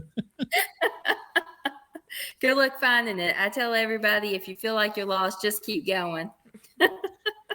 There's a You're place in almost Georgia there. called Between, and it's between Athens, Georgia, and Atlanta, 2 big cities, and it's called Between. Well, the place where I grew up was called Hometown. So Hometown was my hometown. That's pretty good. Interesting. You get like, no, where are you from? Like, no, I'm from Hometown. Syren, did anyone else in your family do this, or were you I don't want to say the only crazy one that liked to get beat up? I was the black sheep of the family. She liked to That's be to the say, one what did your doing the parents beating. say about you come home and go, hey, you can't afford to pay for college, so I'm gonna get beat up. Well, my parents were a lot older because my siblings were 16, 20, and 22 years older than me. So by the time I came along, my parents were just done.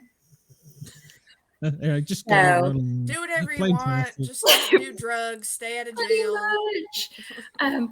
When I graduated high school, I weighed 97 pounds and went home and told my mom I was going to be a wrestler. And she said, there's no way you can do this. So, of course, I had to prove her wrong. I was gonna say, yeah, that was She it. just looks at your dad and is like, $30, it lasts a week. Right. See, this is all your fault. Well, the trainers tried to make it only last a week. My first 2 weeks in training, they dropped me on my head and gave me a concussion, tried to get me to quit. They didn't want to train a girl. That's crazy. Yeah. So they just taught me the very basics, what they had to teach me, and I wouldn't give up. So they had to finally just teach me the basics. And then when I started traveling with Gilliam, when they shut down and moved, it's when I really started picking up things and more moves and everything. That's so cool. We had Emma Diaz. Is that correct, Yep. Cheyenne? Yeah. She was just cut from NXT, and she was talking about the training and how difficult it was now. And she's training down in Miami. I think she just changed her name and she's something else now. I don't know. That seems to be the trend, but Yeah. and that's what she was talking about. The training is that they don't want to train like, the Yeah. big- so Yeah. well, and then, so I was going to say, and I know life after wrestling for a lot of people, they go and they write books, they do comic book. There's a couple that are comic book artists. Mhm. Here in Knox County, Tennessee, the big red retard is the mayor. Kane, right? Yeah. That's his name. Yeah, he's the wrestler in Knox County, here where my family is. So yeah, that is just. Did you think about this when you were doing it? What am I going to do after this? Not really. No. I never really planned on having kids. I think my son is actually on here listening. He knows. He knows. Sorry, Kurt. buddy. Sorry, son. We were going to drop you on your head and go out. So. Right. I never really planned on having kids. It was a huge surprise. So until that happened, I just thought I would keep wrestling, and that would be my life. So I tell him all the time, I'm like, you saved my life, because I may be dead today if I hadn't had you. Oh, that's true. Yeah, it's a hard life on the road all the time, and you eat junk all the time and get hurt. So who knows? You can Well, only now, hey, only sustain so many concussions before. Right. but on the same hand, it's not easy being a mom either. So No, it's not. and so I mean, I've got a grandchild or two grandchildren, and one on the way, and I'm now like, nope, they're yours. Right. My Take son, him. I had my fill. I done dealt with all you all. You take him. my son Right. called me when we found out he was going to have a boy, my second grandchild or third grandchild, and he goes, "Dad, how did you do it?" I was like, "What do you mean?" He goes, "How did you not kill me?" I was like, "Well, there could have been some bourbon involved." Yes. I said, well, let me ask you this one, son. You ever wondered why you turned out the way you did? Right. Oh, my son's going off to college this fall, so I'm like, okay, I'm done. He'll be 18 on the 4th of July, and he's off to college. They come back What they tell me. several times. All of mine are probably listening now. Get out. It's time to move That's right. on. You've grown up. So, this is great. So, what kind of paranormal stories have you got? Tell us about that. So my grandmother was at Waverly Hills Sanatorium back in the day when she had tuberculosis, and she is one of the people who made it out alive. She did not get sent down the body chute like so many people we know of. Of course, I was not alive back then. I just found out in the last year she was at Waverly Hills. I told my mom, I was like, why had you never told me this before? She was like, I didn't know it was important. I was like, that's so cool. So The I sicko thought, in me wants to know that, Mom. right, exactly. We're very into horror. Our house is decorated in skulls and coffins. You know, we love horror, the paranormal. So we recently built this house. Nothing was here before. And Indian burial ground, wasn't it? we think we've disturbed a little something. We're not quite sure what. Oh. But I was at the fridge getting some water one day in the middle of the day. And I thought I felt a hair tickling my arm. I have long hair, and I thought it was just, tickling. But then something pinched me real hard on the back of my arm. And there was no one here.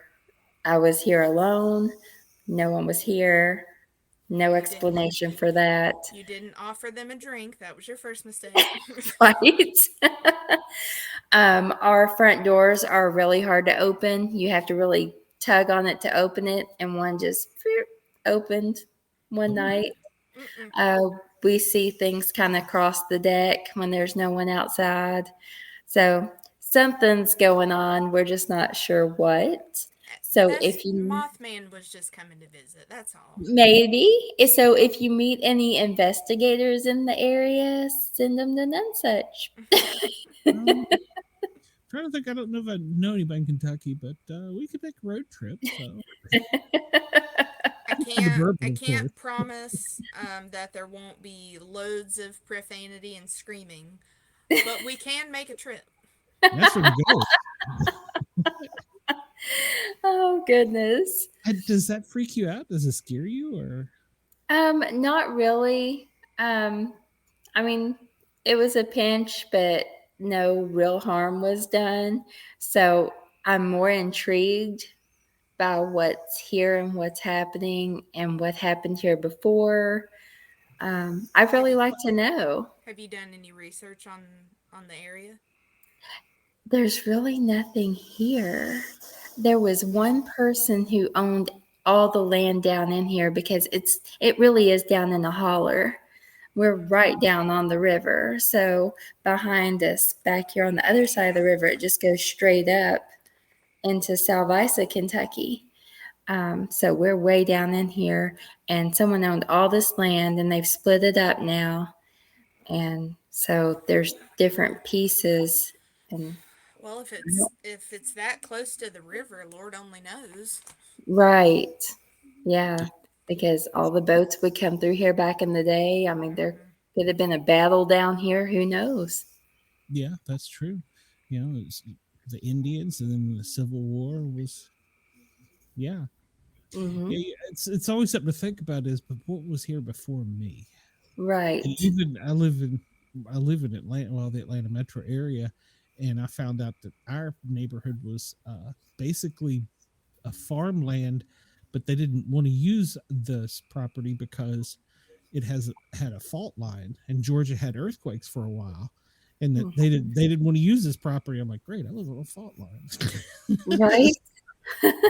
Fantastic. And when we grew up, I grew up in Northern Virginia, just outside of Washington D.C. Our property right around from Mount Vernon, George Washington's home, was the pig farm. So Nice. it's kind of cool to think about. What is that? That's But neat. do you think some of this is residual energy, or what is your thoughts on Guyz? I'm not real sure. I don't want to cleanse the house. I want to find out what it is. I'm not real sure. I Does mean, it? What kind of vibes does it give you? Like just curious, or do you get any kind of like malevolent vibes from it? Yeah, creeped I'm out. just curious. I don't really get any vibes. It's like something just happens. I don't feel any type of presence or anything. I lived in an older place before where you could actually feel the presence. And I did have a couple of people come investigate, and they both said it was an old woman in my son's room watching over him, and she didn't mean any harm. And you could feel her. Like my son refused to stay there. He practically lived with my mom while I lived in this place. And when I moved out, I lived over a garage of this old house that was in the front and rented it from these people. And when I left, they found like pentagrams and cauldrons and everything like in their Oh, basement and Jesus. attic. So, and there were like headstones outside, um, but not really plots. So I'm not sure what that was, but you could feel that. Yeah. You could almost sense something moving in there. And here you can't. Hmm. You Okay. just catch a glimpse of something or feel a little something. Out of the corner of your eye, always there. Yeah. Yeah. Well, Yeah. sounds like they more kind of pop in and out more than maybe the woman's Hmm. spirit did. Like it's just like, ooh, what's this? Right. Well, Yeah. you were saying that it was in your son's room watching him. I interviewed Sophia. Gosh, is she the ghost girl? Is Ghost that Temper host? Hill? Yeah, Temper Hill. And is traumatized because she had a male figure ghost. No matter where they moved, it would stay in her room and watched her It was 24, attached to her. and it would follow her. That's like some And she insidious level couldn't stuff. shake Yeah. it. And That was attached to her. she's been traumatized by it. And Yeah. I guess up until I interviewed her, I mean, I've had experiences with things, but I never thought of it from that point of view. And of course, I'm a guy, but yeah, I had never thought about that, and I was like, "That is so creepy." Right. As much as I have always been into like ghosts and stuff like that, it wasn't until like watching more documentaries on things like that with the fact that they can attach themselves like that to you. It's like, "Ooh, Right. I won't allow a Ouija board in my house. Good, I good I for do you. not blame you at all for that." Mm-mm. I Yeah, don't want good for you. anything attached to us or the house. Mm-mm. No. There With your it religious view, what do you think about that from the preacher point? Is that correct? Um, I don't know the correct hmm term. That is part of the reason I'm so religious is because I believe in possession. Okay. Like, if I didn't believe in possession, I may struggle with religion, but I believe so strongly in possession, it makes me religious. Okay. Okay. So, yeah, that's kind of my religious standpoint on that is because I believe in possession. And Have you to ever me, what seen makes it anything like that? scarier too is that you really have to watch with anything that you bring in that it's not Hmm. welcoming it. Right. Yeah, you Yeah. have to cleanse anything Even objects, you bring into your home. If you get it from a yard sale, Goodwill, you want to cleanse anything like that you bring into your home because you don't know. If watching that story on the Dybbuk box told me anything, you watch what you get at a yard sale. That's right. Yes. My wife won't even have a welcome mat. She says, I don't know.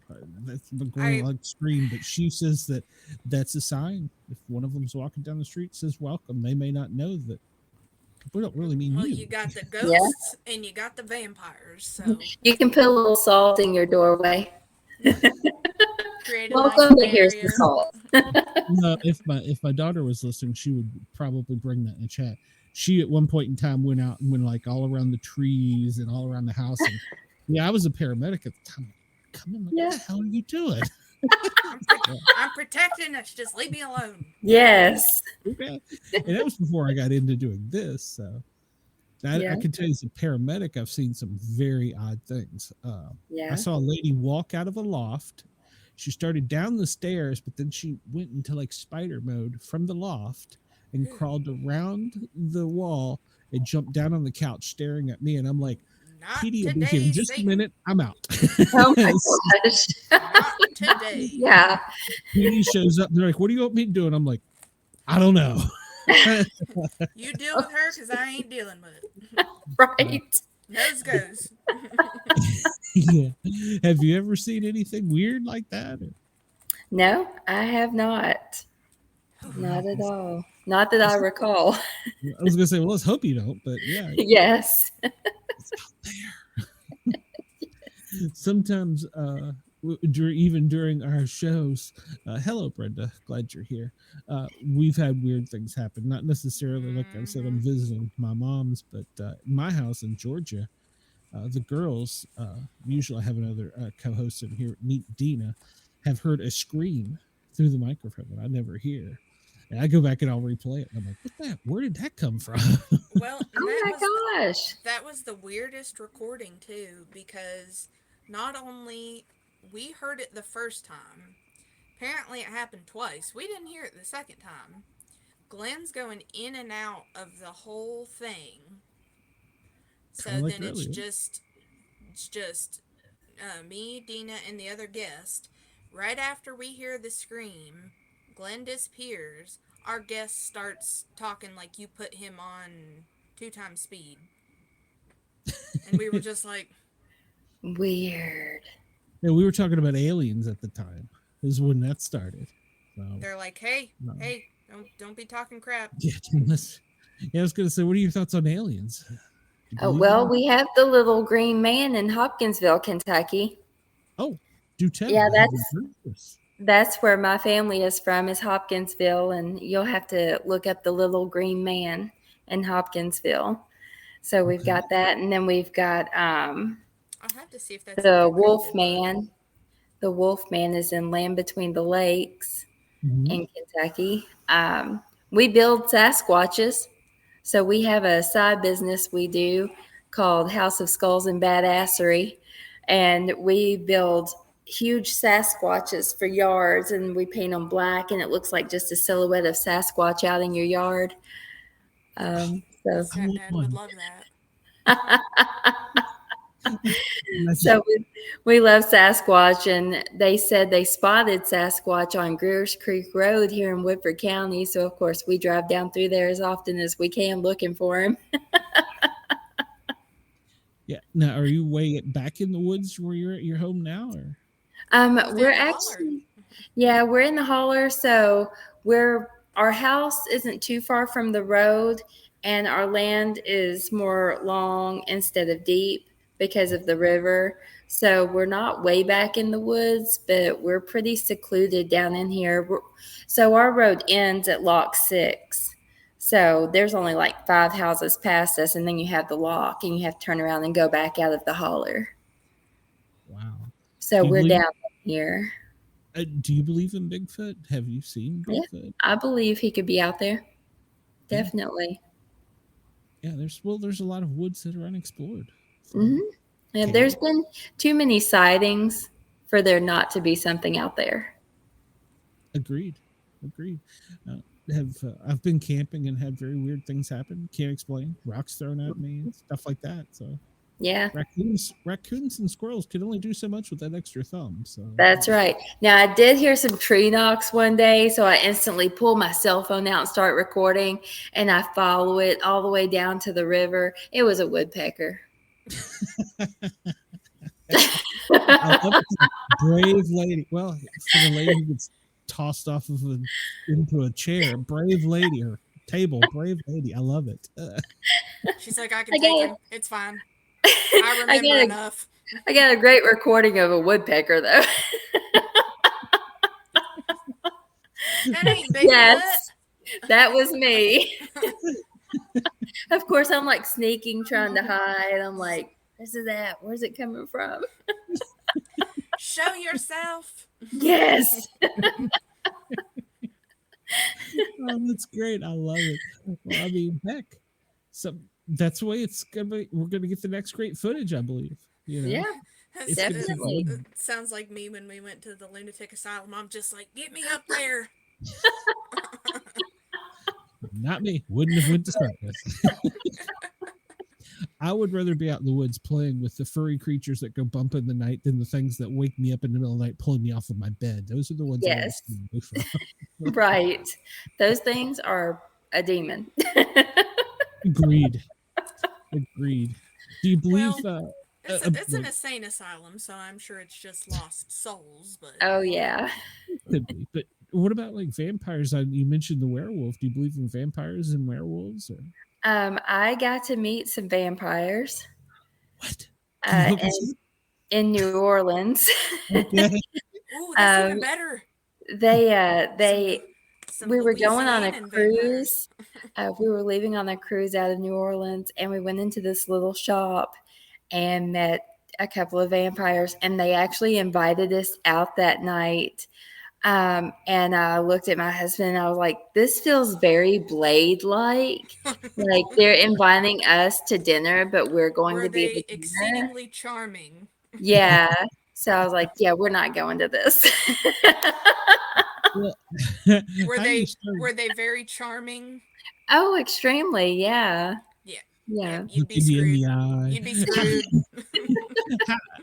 How does one go about introducing themselves as a vampire, though? Well, it was very odd. So I'm just walking through the shop, and they actually had a chair in the back where they could put fangs on you. Like they installed fangs on people. And I was like, we have to get out of here. I mean, it was a very odd feeling. And then they hand us this card and they're like, join us tonight. You know, we're going to do this. And it's kind of like a No. speakeasy. And I was like, oh, and that sounds like this feels like I'm in a Blade movie. There's going to be barbecue. Yeah, we're invited to dinner and we're their dinner. Oh, I have not heard a story like that. I like it though. I mean, I'm glad that you didn't go. No, I may not be here sitting here today. That's true. Well, I've got this one person that I don't know who they are, but we've exchanged messages back and forth for probably almost a year now. And he's a time traveling vampire. And I'm like, come on, dude, you time travel. You can nail down a date. You know what's gonna happen. Just scoot ahead in time, clear your schedule. It's fine. Right. So I can't. You should already know when you're going to meet. Yeah, he should have already had the show and seen how great it was. Yeah. So. Well, we have heard that apparently there are certain types of shows that they like to be on, and if it's not Oh, I see. I'm not popular genre specific to them, then they don't want to do it. I see. Well, from what I was told, I just we want to know have about too the much vampire fun. life. Yeah. Yeah, we have too much fun. We laugh and we talk about things. And I believe 100% there's Bigfoot out there. I believe there's things that go bump in the night. But at the same time, I like to have fun with it too, because I don't want to be that horror show, you know? Right. And that's the whole premise of the para are normal. We have people on here that not necessarily have had paranormal experiences, but you'd be surprised when we ask some of the questions, some of the stories we get. So I love it. Right. I love it. So, Syren, are you going to write a book about your life? It sounds like you should be. I've had so many people tell me to write a book. I kind of jot things down. I've never really put a book together though. Hey, you're getting ready to have a kid out of the house. You'll have plenty of time. That's right. I may have to finally sit down and put it together. As an empty nester, you'll find a lot of things to do. So you will not be any less busy. I have a friend who's wanting me to kind of get into the insurance business. There's like a new insurance out where you have living benefits. So you can actually like get your benefit early. Like if you get cancer or something, they'll help you pay your bills. They just write you one big lump sum check. So you don't actually have to wait until you die to get your money when you don't need it. I will tell you, it is a difficult process.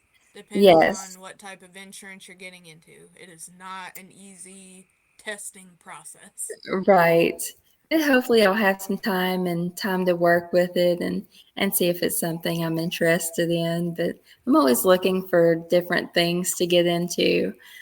We have like a lawn mowing business we do on the side, and we build the Sasquatches and coffin shelves and things like that. So we're always doing something. We've thought about starting up a new death metal band and mixing like some bluegrass in with it with a banjo.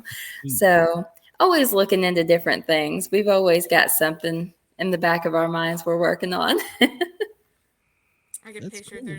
There's a song that my fiance had me listen to that gives me very much that vibes of like this one is almost like rap mixed with country. But if you did like metal mixed with country, I forget what movie it was from, but it's called Coming to Kill Ya. Okay. And that would very much be an interesting topic for bluegrassy country / metal. Huh, I'll have to check it out. Well, a lot of our viewers tonight, with the technical difficulties, all four of them, I apologize, but they will rewatch. Tell us about building the Bigfoots. Do you ship them, or are these just a local only thing? Or we've just done it local. I think it would probably cost too much to actually ship them. I want one in Atlanta, but it probably cost me an arm and a leg. Yeah, we would almost have to wait. Little one? Yeah, we could do a little one. A little one to put out like a garden gnome. Right. They actually have the statues, the Bigfoot statues you can put in your garden. They're really cute. Yeah. My parents have one of those at home. Yeah. It'd be great. Just little Bigfoot, but with like the little garden gnome outfit and the hat. Yes. It's cute. My wife talked me into remodeling the house, and I didn't know what a task it would be. I'm 3 years in, and I'm still waiting on the punch list to be finished. And my thing was, of course, I'm a firefighter. My thing was, I was like, I want in the flower garden, if we're going to do all this stuff, I want one fire hydrant. It's the last damn thing the contractors are going to do. Still not up. It's kind of a pet peeve. Right. Just get me a Bigfoot and put out there now.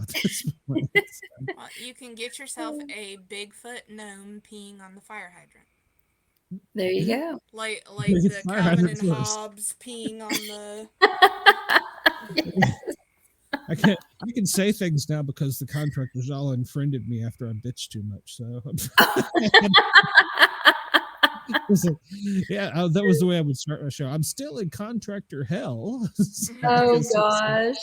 We built our house ourselves. We dug it, we poured the footers, we had someone frame it, and we pretty much did everything else. Oh wow. It's a lot of work. Modeling it was a lot of work. I can't imagine. Yeah. Oh, goodness. Yeah. Gracious. It's been a lot. 3 years later, and we just painted the interior doors. So what's your next big project? What's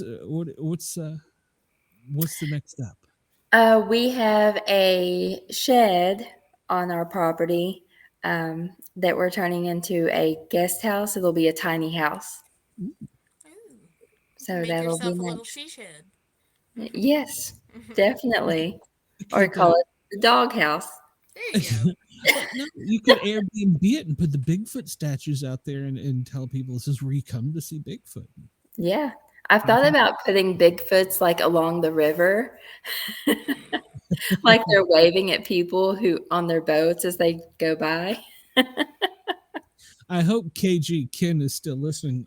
We were up in Vermont helping my son move to Vermont. We're going down this country road. GPS Google was like, turn left, turn right.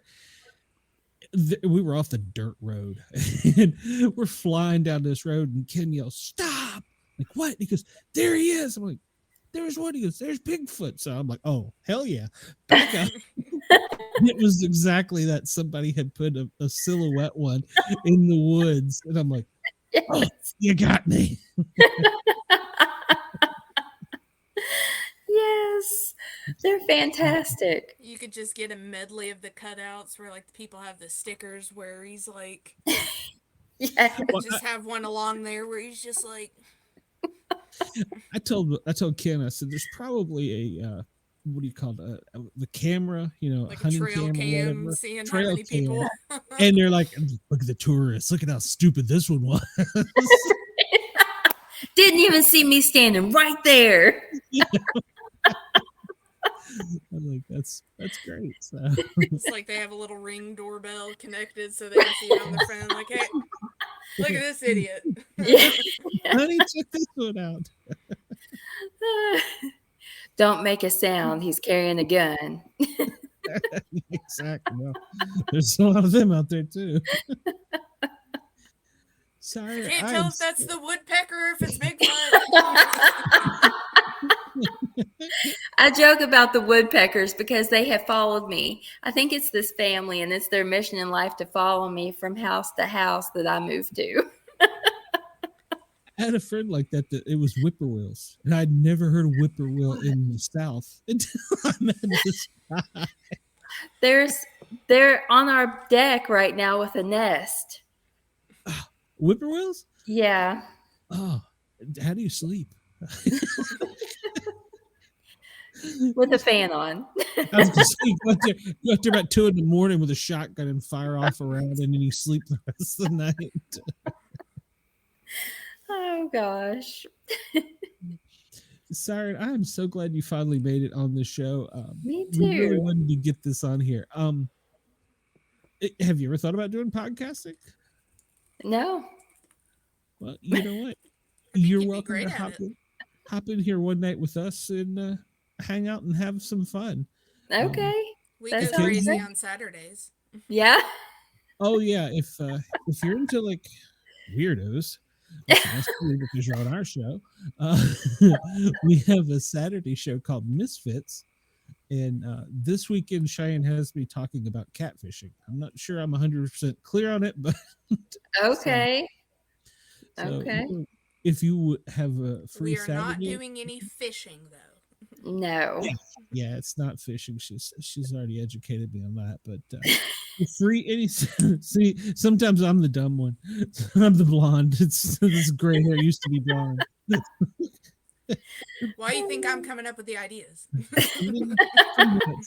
She's running the show now because I'm too old. So I got my walker out. Give it about 15 more minutes and the dementia will start sitting in. What are you talking about? I started drinking, so it's going to be a lot later.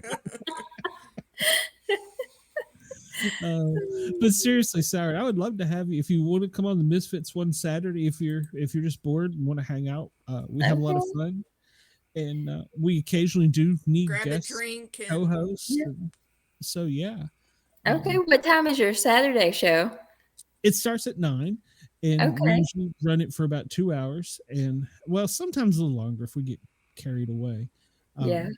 The first 2 hours have to be FM radio friendly, so we have to really watch sometimes our language, but especially when we get to going at each other. It's like, well, basically picture Cheers with weirdos. You walk into a bar, grab a beer, and you sit down Weirder with a bunch of, weirdos. yeah, a bunch of us. So Some of us might be slightly drunk. Some of us might be a little. Who knows you what just thought it else? was. Maybe we're offending Syren, Cheyenne. But we're No. inviting her, telling you she fits in with us. It's very hard to offend me. I'm just saying there are a medley of us. We can be fun sometimes. Yeah, I would be glad to send you a link if you want to hop in there. It'd be great. Definitely send me the link. Okay, I will do it, Cheyenne. I don't. Are we friends on Facebook? I don't even know. I've got so many people on my Facebook. I don't think so. I think we met through LinkedIn. That's right. That's right. I Yeah. tried to be professional on there. That's how sucking today. We try. We have to remember. See, Even me as the youngin' has to remember the new digital age. We do everything through. see, this is the way I catfish Cheyenne or Syren to get on the show. We're a great show. We're very professional. We're so Strictly professional. That's it. I love it. I'm very laid back, low key. I mean, I love it. Well, we welcome you. All right. Well, I'm gonna let you get out of here because we've kept you longer than I said we would. Thank you for coming on. And I'm serious. Find me on Facebook. I will send you the link Saturday if you're bored and you want to hop in. Okay. We're equal opportunity offenders. Usually they're picking on me. So we usually sit around and watch Svengoolie on Saturday nights. Well, you can hang out with us. So yeah. And we just sit here and make fun of each other. Yeah. Okay. Drinks are optional, so are clothing, but that's after the drinks. But then we have to usually do it on YouTube. So usually come 11 o'clock, the clothes start coming off. So yeah.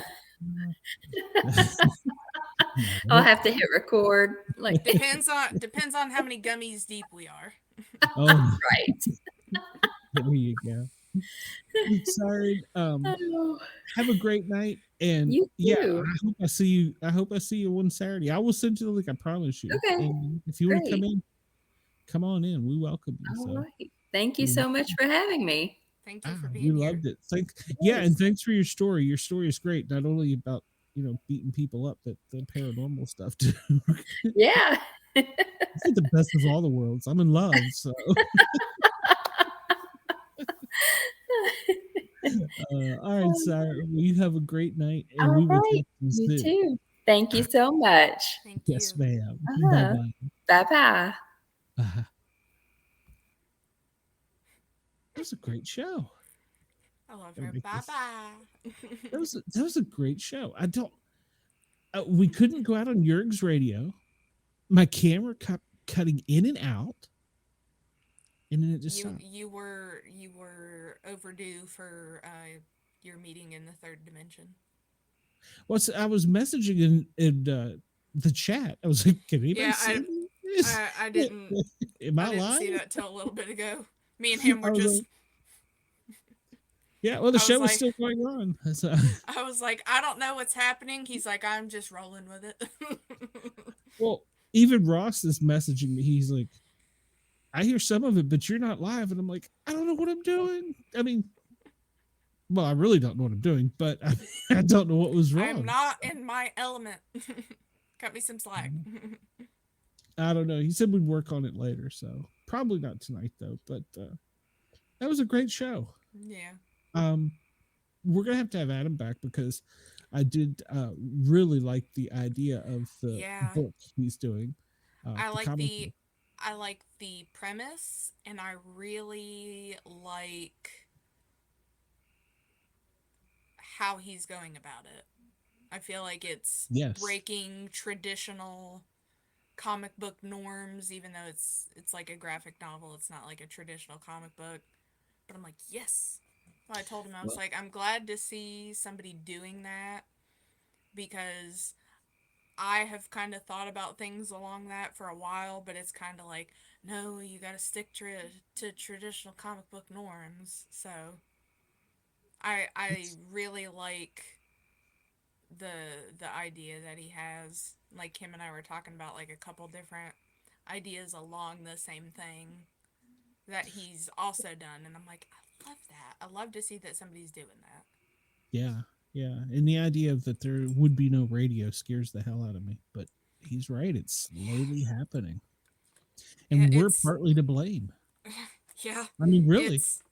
it's I really think, and I'm honestly surprised that it hasn't. I mean, it's obviously already in its early stages, but I'm surprised it hasn't happened quicker. Yeah, yeah. Because Agreed. like I said, it almost makes me feel bad because like if I'm gonna listen to anything in the car, I've got it plugged up to Amazon Music now or Pandora, or I'll be listening to one of my Well, pre-made like YouTube mixed playlists or something. well, most of mine, I don't go out a whole lot. Well, I mean, you track me, but I mean, when I do the long trips and stuff, I have satellite radio on. I'm Mm-hmm. listening to the news or sports or you know BPM electronic music. That's my jam. But Yeah, I'm yeah, so listening to a podcast on Spotify, or I'm listening to my music, and or I'm a jock on the Thin Line Rock station. It's not traditional FM, and we're a great radio station. So yeah, yeah, I can see it. It's scary. it'll come about like um cassette to CD to like Yeah, everything's on he made streaming, that and point. then He said, "I saw the entire cassette era," or I don't think he called it era, but and I'm thinking in the back of my head, going, "Yeah, so did I." well, and like I did too. Like granted, I was right at the ending point of um or I guess like right at the beginning of like cassette, because even whenever I was in kindergarten, my kindergarten teacher would play music at the beginning of the day before we got started, but she had all these records that had like kids nursery rhymes and different stuff on it, and she would play that at the beginning of the day. That's cool. Yeah. I don't know if you remember, but we used to have the cassette radio to the stereo and try and record a song we liked off the Mm-hmm. radio. And I never did that, but yeah, I I did I that. do know of it. I was in the time of illegally downloading music Ah, from LimeWire LimeWire. That's what I thought. and making myself and my friends mixtapes on CDs. Pirate. Yep. That's great. All right. Well, we have overrun our time tonight. So Saturday is catfishing. So Catfishing. catfishing.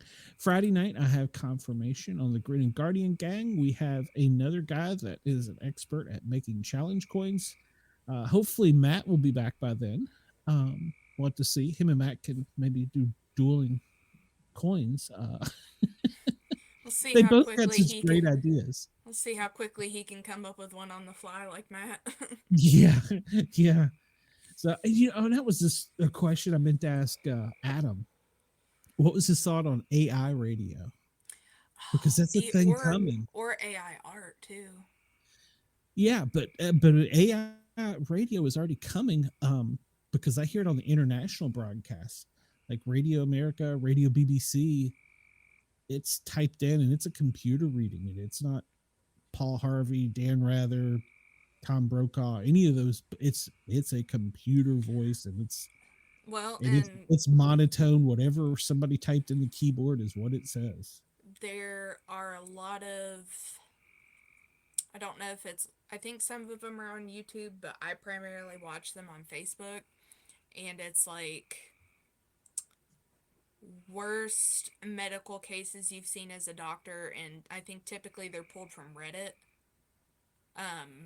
But it's an AI generated voice that is reading off these posts, and then it just goes from story to story. Maybe we should do a show about that. We could, I think that, or we could each, like have AI write us a movie script and then read it. My life story. See how it ends. So. There's a guy that I watch on Facebook too that he like plays the drums, and typically it's like the songs are like a mashup of different things. But the last couple that I've seen of him is he's had AI write him a song about something. Like the last one was like he had AI write him a country song about, I forget what it was, but it was called Silky Smooth, and it was about this country guy who his like best friend dared him to wax his balls. What? And That's AI when that wrote him a EMS song call. about it. All right. Well, I was looking ahead on the schedule for next week. We've got a couple surprise guests, so I'm just going to leave it at that. All right. On the Paranormal Guys, Tuesday and Thursdays, Thin Line Rock Station, I will be cranking out some tunes. We'll be doing Crazy Town Butterfly for recognition of the lead singer who passed away. And of course, we're going to have a little Rocky Top because, well, the Vols won the College Baseball World Series. So we will have that. You going to be anywhere, Cheyenne? I will be here. Well, that's where we want you because we love you. And mentally preparing myself for the following week. Well, you can tell us all about it, Misfits. Guys and gals that stuck with us through the whatever, I don't even know what they're called, technical difficulties, thank you. So we will see everybody in the near future. Have a great night.